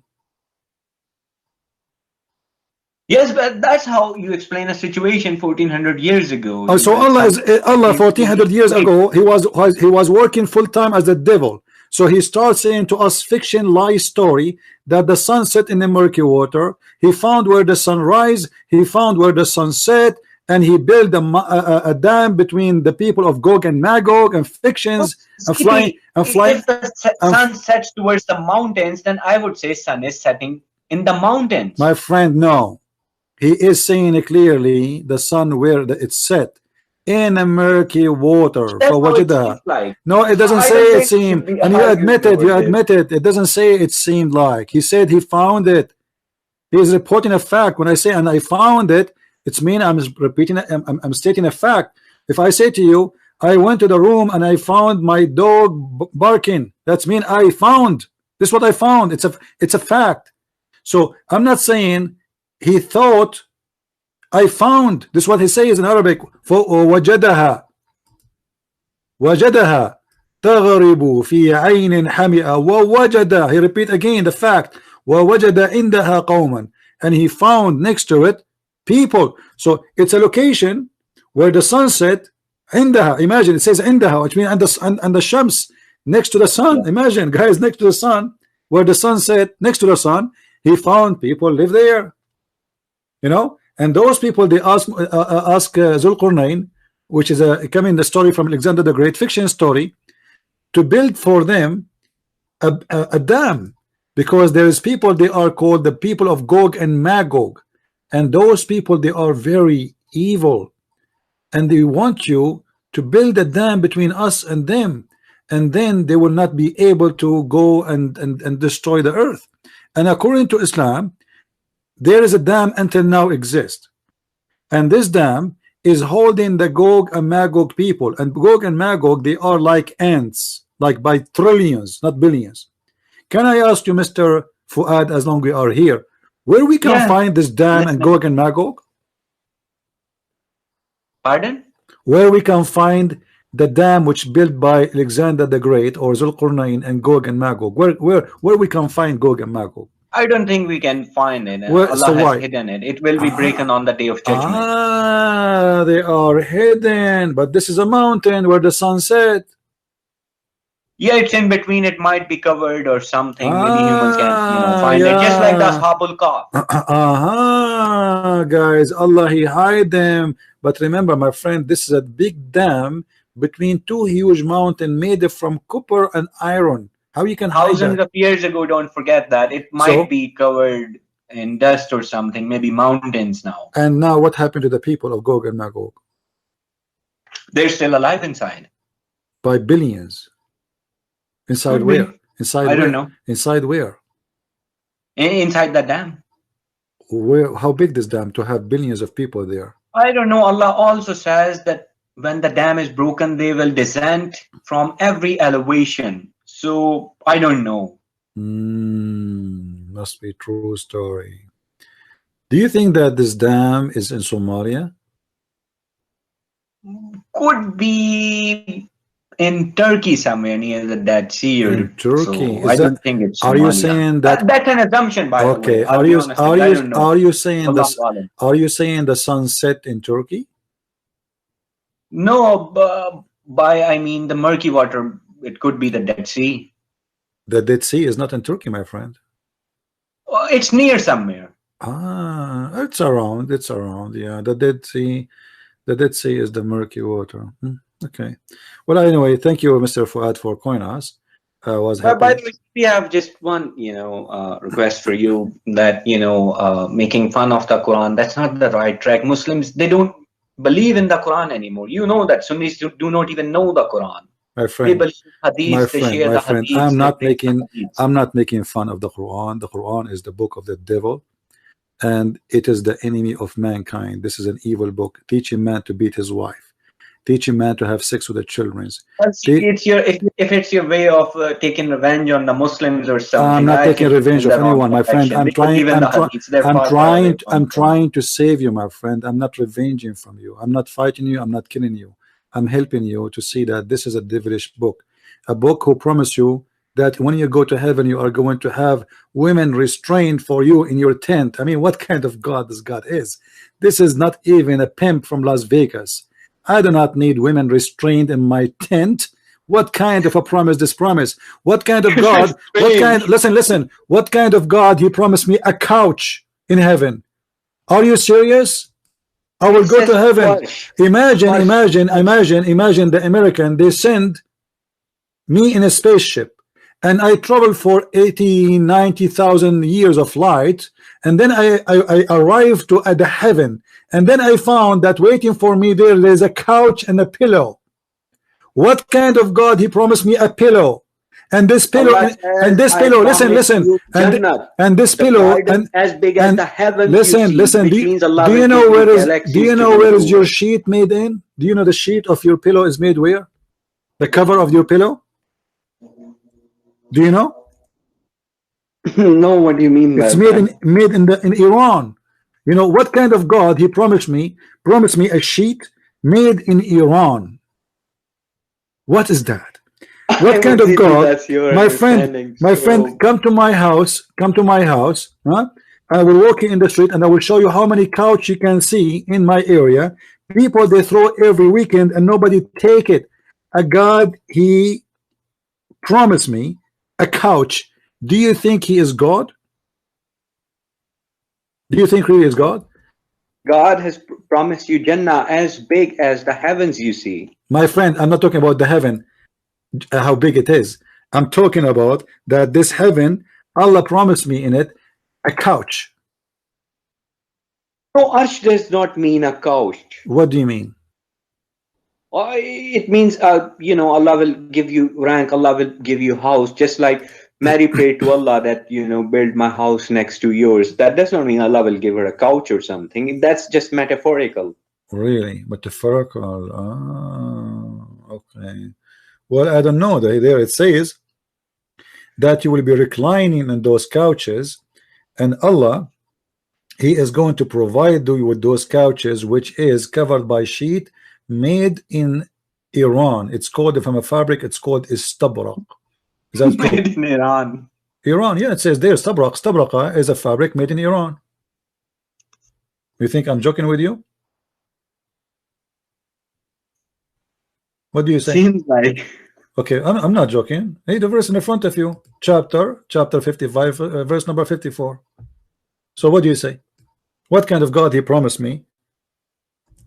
Chairs, couches. Well, life of luxury pillows, he promises you. And you will wear a bracelet made from gold. Is that correct?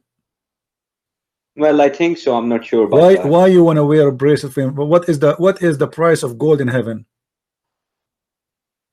Allah says you can have anything you no. He is going. No. It's not about you will have. He will make you wear them. Why he will make you wear bracelet from gold?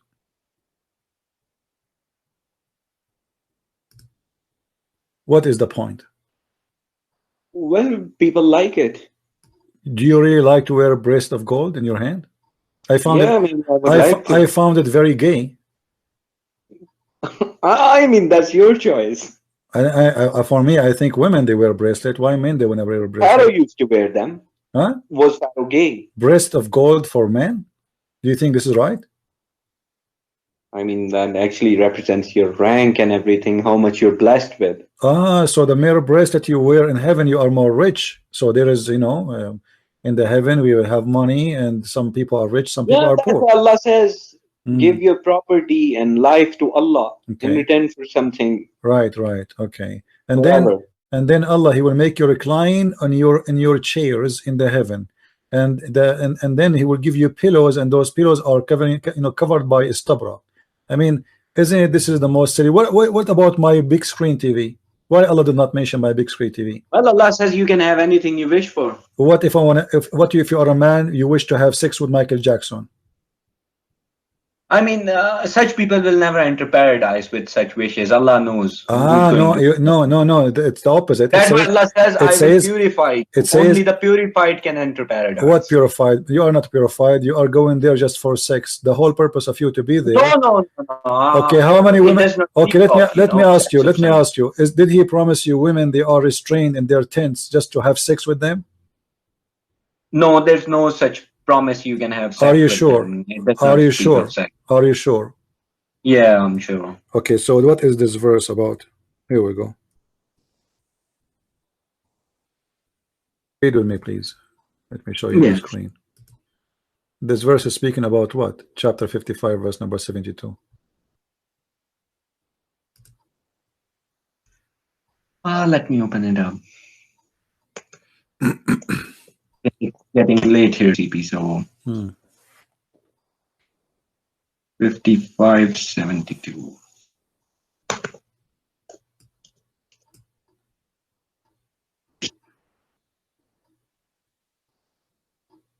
Fair ones reserved in pavilion. What those? It says there. It says there that they are jailed. Maqsurat in Arabic. Maqsurat. They are jailed in their tents. No, maqsoor means reserved, not jailed. How you reserve? Okay, tomorrow I'm going to go to Las Vegas, and one of my friends, he reserved for me 10 hookers. What do you mean reserved? But That just mean reserved. They're just reserved for you. No, but, my friend, you know, restraining or chaining, that's the a bit too word far. maqsurat is coming from the word.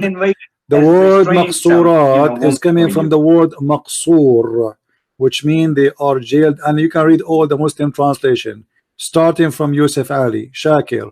It is about women who they are jailed, and those women, they are only for those men. I mean, something's wrong with those translators. That's totally wrong. Okay, what the translation you agree with?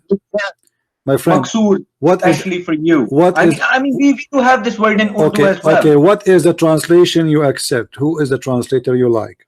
I would accept the Arabic word as it is because it's part of But Urdu. you do not speak Arabic. Do you speak Arabic? How you accept the Arabic as it is, but you don't speak Arabic? No, I don't speak Arabic. We do have words from Arabic and Urdu, so it's similar. My friend, you don't speak Arabic, but you do not know. And those translators, all of them, they are liars. Look, CB, that's why we're Quran alone. You know, Muslim, we just believe in the Quran alone. What do you mean? Here we go. This is my friend. The word change is this not is there. The word this is the Quran only. This is your Islamic website. It says restrained. No, restrained. Even you know that. Just be honest. What? The word maqsoor does not mean restrained. It's mean that. Do you want me to show you in Arabic dictionary? Do you want me to show you, my friend? Do you want me to show you in Arabic dictionary? Not only that, listen. You are a Quran only, but you cannot say to me you don't accept interpretation of the Quran, correct? When it comes to Quran Arabic dictionary, let me ask you. It's been done by let me ask you. The interpretation of the Quran made by the scholar, is it wrong?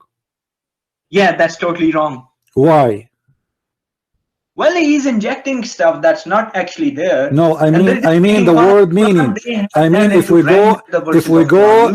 go and we see what the word maqsuratun mean according to the Islamic scholars, they agree with me. So why forget about hadith? We are not asking you to believe in hadith. Why all of them? Why all of them? Those are the scholars in Arabic. Why all of them agree with me that the word maqsurat is mean restrained and they are jailed in their tents just for you? Well, something's wrong with them, I think. All of them. Yeah. And you are the one. And you are the only one who knows. Mind. Yeah, you are the guy from Pakistan who knows more than the Arab scholars. Yeah, I think so. Seems like when it comes to this word. Yeah, I think maybe because of the curry you eat, the Arab are not doing a good job. We need to switch to curry. Right? Yeah. Come on. Anyway. Come on, you're getting personal now, but that's fine. No, I have nothing. I don't think I'm speaking against Indian. I have a lot of Indian friends, but what you are saying is very unlogical. All the Arab scholars, all the Arab scholars, and they are Muslims. They speak Arabic. They are scholars. Like I'm talking about the old days, not like somebody came yesterday speaking today. All of them, they give the same meaning for the word. Forget about hadith. I'm talking about hadith. Why they are getting the same meaning, the wrong meaning according to you? You have no understanding. So we don't believe in them because it's not believe in them. You don't have to believe in them, my friend. This is Arabic. This is a pure Arabic. Have nothing to do with believing in them or rejecting them. This is Arabic. There's no point of saying to you what the word meaning in a wrong way if this is not it is. And when all of them agree that this is what it's mean, this is what it's mean. So well, that's their poor understanding of the Quran that has led to wars, chaos, and violence. My friend, your Quran is the book of violence. This is your Quran says. Okay, let me ask you. Do you agree? Do you agree with cutting hands and legs of people from opposite direction? No, I do not agree. Why do you not agree? No, I just don't agree. That's just crazy. Why? What? Because that's crazy. Why would I chop someone's hands and feet off? Why not? Why should I? Why? Tell me why you say crazy. Why you are saying crazy? Explain to me.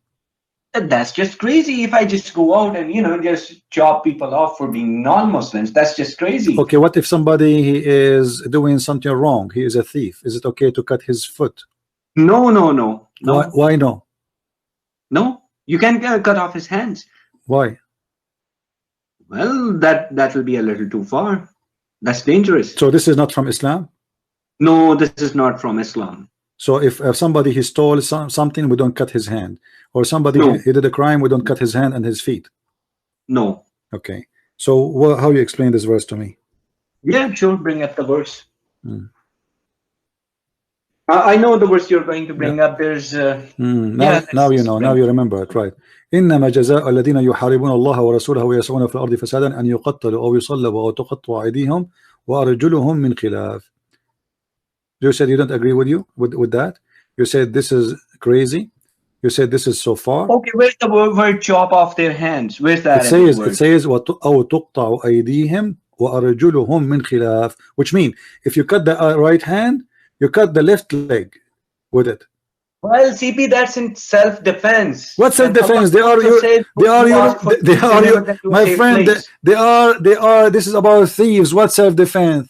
What self-defense? What are you talking about? Right, this verse is about the. My friend. You are the one who said this is so far just a minute ago because you never thought it's in the Quran, and now you remember. Oh, there's something in the Quran. So let me. Verse is this, please. Listen. Please. This is about. This is the punishment of thief in Islam. Yeah, we can discuss this verse. Can you please give me the verse number? All right. This is chapter 5, verse number 33.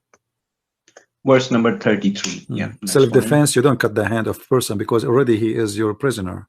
You don't put him in. It's not about the verse 533, right? Yeah. Indeed, the penalty for those who wage war against Allah and his messenger. I mean, it's not about the thieves. Just come on, CP. What about peace? What peace? Here the waging, my friend, waging war in Islam is doing any kind of mischievement according to against the teaching of Islam, and specifically here. Okay, what is the punishment of theft in Islam then? In punishment in Islam for theft is you should put cuts on the hand so that people know by the marks. What you just said? You cutting the hand? No, I didn't say cutting the hand. So what the punishment? What is the punishment? The punishment is to put a mark on the hand, just a cut. Where you get this from? Where you get this from? Well, it's from the Quran. Just bring up that exact verse. Show me. Yeah, can you bring that exact verse? Because this verse is some other verse. Where word? What? I want to learn from you. Where in the Quran it says that the one who is a thief mark his hand, don't cut his hand? Show me. Can you bring the verse about the thief? About what? About the thief. This is the verse about the thief. No, this is not the verse. This is the word. This is the verse about the thief. Right. Let me look that verse for you.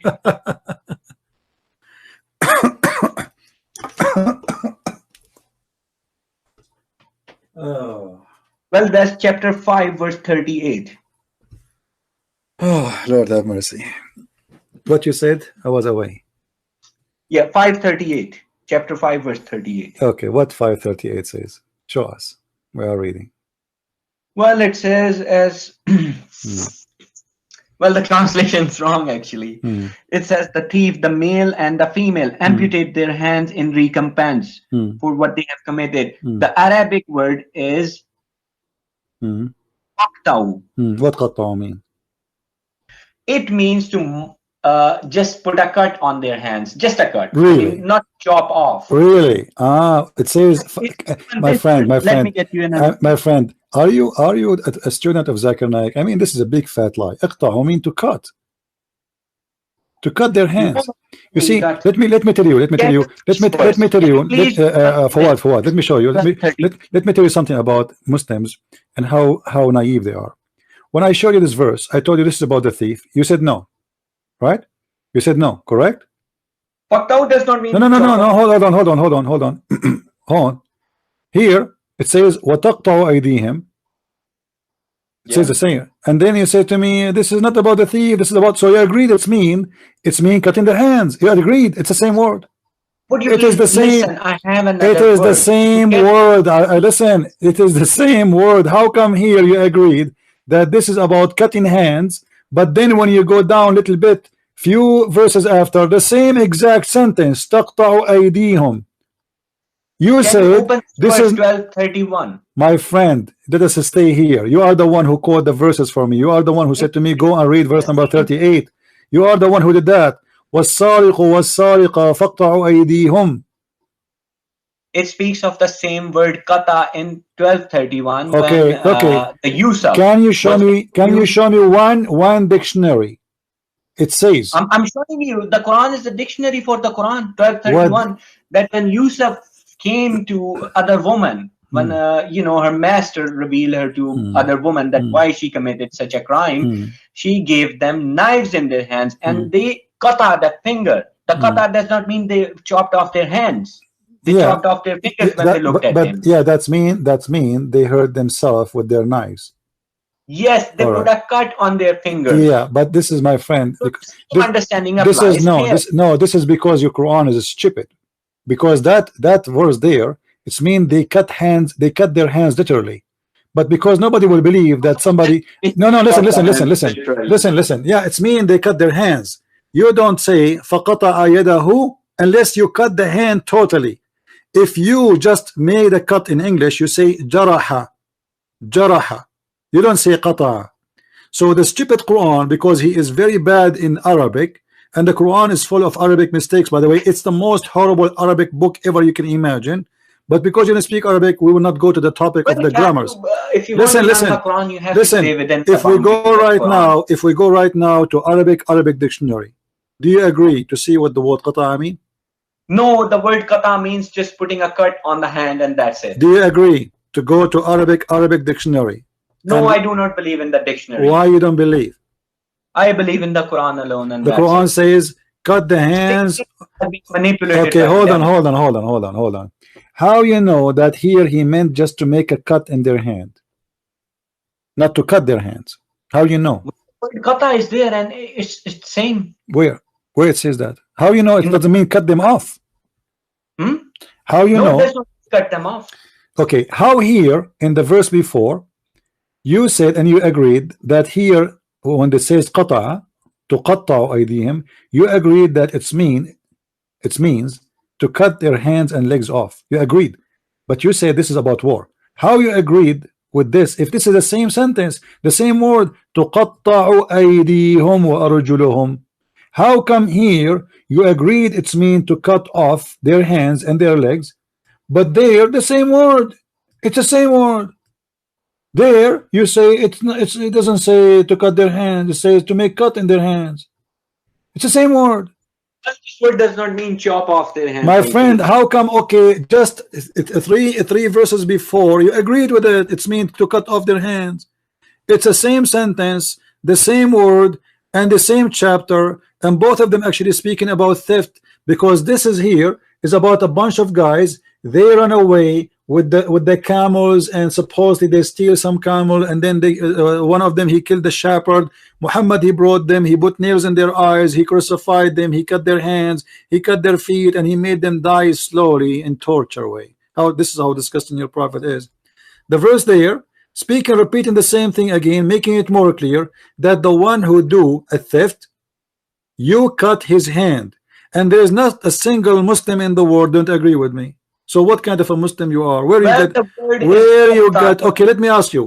Who is the scholar? Listen. Like Taslimu. My friend.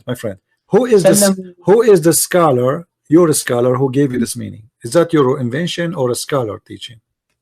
Well, that's how the Quran speaks. No. Don't tell me this is how it's called. I'm asking you, did you learn this from somebody, or this is your invention? No, it's not my invention. So who is the one? Okay, who is the one who taught you this? That this does not mean cut hands. Well, after looking at all these verses, this is the conclusion we came to. You just said it's not your invention. So you learned from somebody. It's not my invention. Okay, so who is the one who taught you that? Who is the one for meanings within the Quran? So are you okay? Let us make it clear. Are you saying you are the only Muslim in the world believe that this is not about cutting hands, or there is a scholars believing that? There are other people as well. Scholars. There is any scholars? Well, I don't know if they call themselves. So there's no scholars. They are just a bunch of Abduls like you, come with their own fictions. A guy who calls himself a scholar is a scholar. So you are just an Abdul coming with your own fiction and own meaning out of all the Muslims, and you want us to. That's fine. Okay, whatever you say. All right, my friend. Well, thank you for being here, Mr. Fuad. Yeah, thank you. I hope that's you have a good time with us, and I hope you learn something good. But take my advice. Muhammad is a false prophet, and God do not promise you endless penis or big balls or women waiting for you and their legs is up making a victory sign for your majesty. God, my friend, is not a pimp from Las Vegas. God don't teach to beat the wife.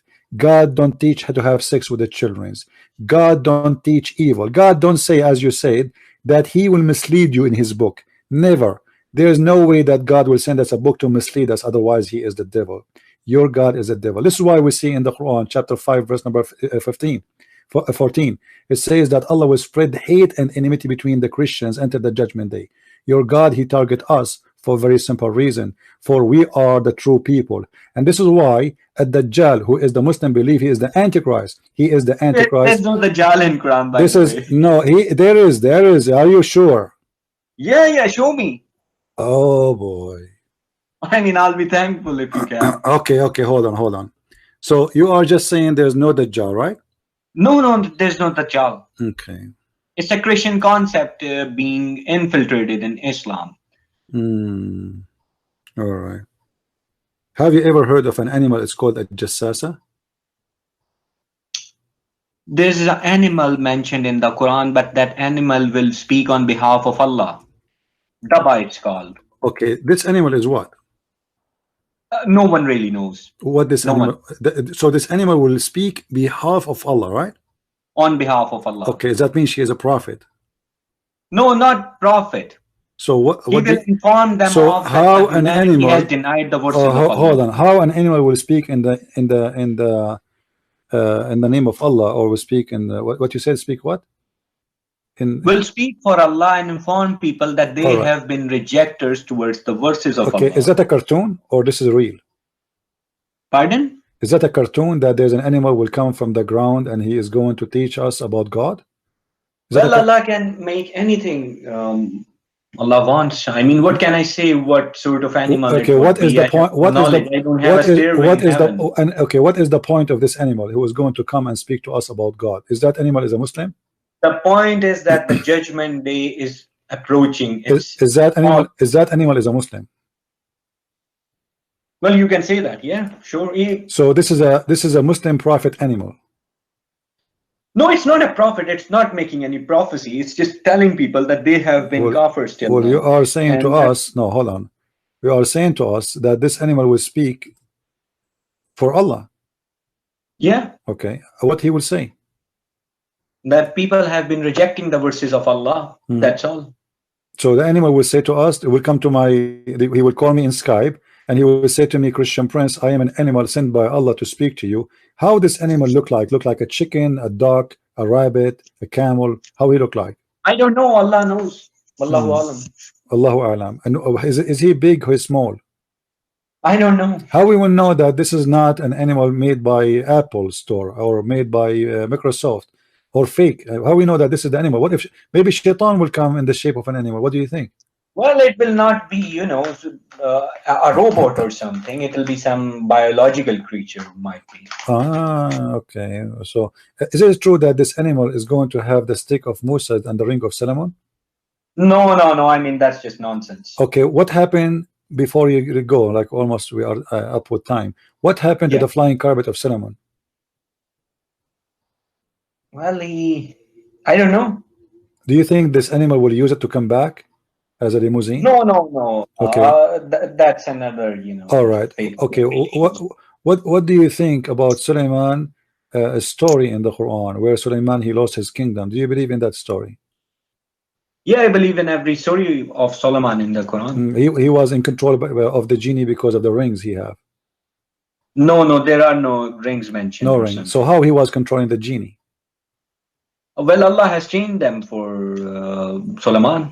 Allah, he chained the genie? Yeah. How they can work when they are chained? Well, the chains were maybe flexible or something. Ah, flexible chain. Okay, I see. And why Allah he chained the genies for Sulaiman? And the word chain could be metaphorical as well. Ah, metaphorical chain. Here we go. You see, I like metaphorical chain. Okay. Let me ask you: Is making statues is forbidden in Islam? No, because Solomon made statues of himself. All right. Why he made the statues then? Why he's allowed? Because he was the king. Okay. And who is the one who made the statues for him? That's something I'm not sure of. The genie. And I heard that the story says that the genie used to die for him and bring him jewelries. Is that correct? Yeah. why Sulaiman, you know, he's getting this? He's already rich. Why he need the genie to die for him and get him jewelries? Is that, well, just because he had power and everything, but the yeah, jinns obeyed him. but those genies are shaitan. Why the shaitan is making Sulaiman rich? No, I mean, no, not every. If you read the Surah Al-Jinn, not every jinn is a shaitan. Shaitan can be a human, can be a jinn as well. okay, well, in the Quran, in the verse in front of us, it says, chapter 34, verse 12, that Sulaiman, he used to ride the wind by his flying carpet, and by noon he passed the distance of 1 month. How fast is that carpet? Well, I'm not really sure. I can't really answer you on this one. How many people they can ride this carpet? Suleiman, I guess that's it. I don't know. You don't believe in hadith, but according to scholars, there was 600,000 chairs on the top of his flying carpet. I mean, the hadiths are. I don't really want to talk about hadiths. Okay, but then how you know that the flying carpet is a true story? I mean, why you are convinced? But the Quran says so. So just because the Quran says there's a flying carpet. Did you watch ever Alibaba? I think I might have. I don't remember. Okay. Really. Did you watch those stories like the flying carpet and the bird is talking, and the genie in the ball movies? Did you find there's a lot of similarity between them? Yeah, those stories could be, you know, made resembling, you know, Solomon. Okay. Why? Okay. How come if we go and we read in the books of fictions the Jews have, the legions of the Jews, we find that Muhammad is copying stupid stories, fairy tale stories from the Jewish books? Why do you think the reason? Those are stories exist before Islam. Muhammad has copied My friend, anything. no. Those stories are exist long before Muhammad exist. So there's no way that they are copying from Muhammad, and those are fiction, stupid stories. The Jews, they tell them to their kids. Well, what if they're not fiction and stories? They could be true. What proof do you have that they're not true? Of course, the Jews believe in them. Oh, okay. All right. Have you ever met a genie, Mr. Fuad? No, not yet. Have you? Have you ever heard of Muslims having sex with genie? No, I've never heard of that stuff. Well, the Quran says genies have sex with the children of mankind. Why you are laughing? Are you showing disrespect to the Quran? No, the Quran does not say that. Really? So what if I show you? The Quran says that Satan could be partner in their children, which means that children, they follow the Satan. So they're truly the sons of Satan just because they follow Satan. Okay. That does not mean, Satan has sex with them. Do the Quran have children? Do the Quran have children? Sorry, the Shaitan have children? No. No? I don't know. Okay. Well, if we go to the Quran, we will find that Shaitan, he have children too. And if we go, let us see here. Well, that's sort of metaphorical. Okay. So anything we say, children of Satan. If someone is evil, he's a child of Satan. Yeah, a child of Satan. It's a metaphorical. Yeah, all right. Well, it was very nice talking to you, my friend. Yeah, and thank you. Feel free to call me anytime. And sure. I advise you to wake up and read carefully your book. Your book is crazy book. And all what you said to me is recorded there. I want you to listen to it again and again and see how crazy what you just said to me, starting from admitting that your Quran is full of contradictions and you contradict yourself many times. Thank you, Mr. Fuad. Okay, and good to have you. Thank you. Okay, Allah thanks. Bye-bye.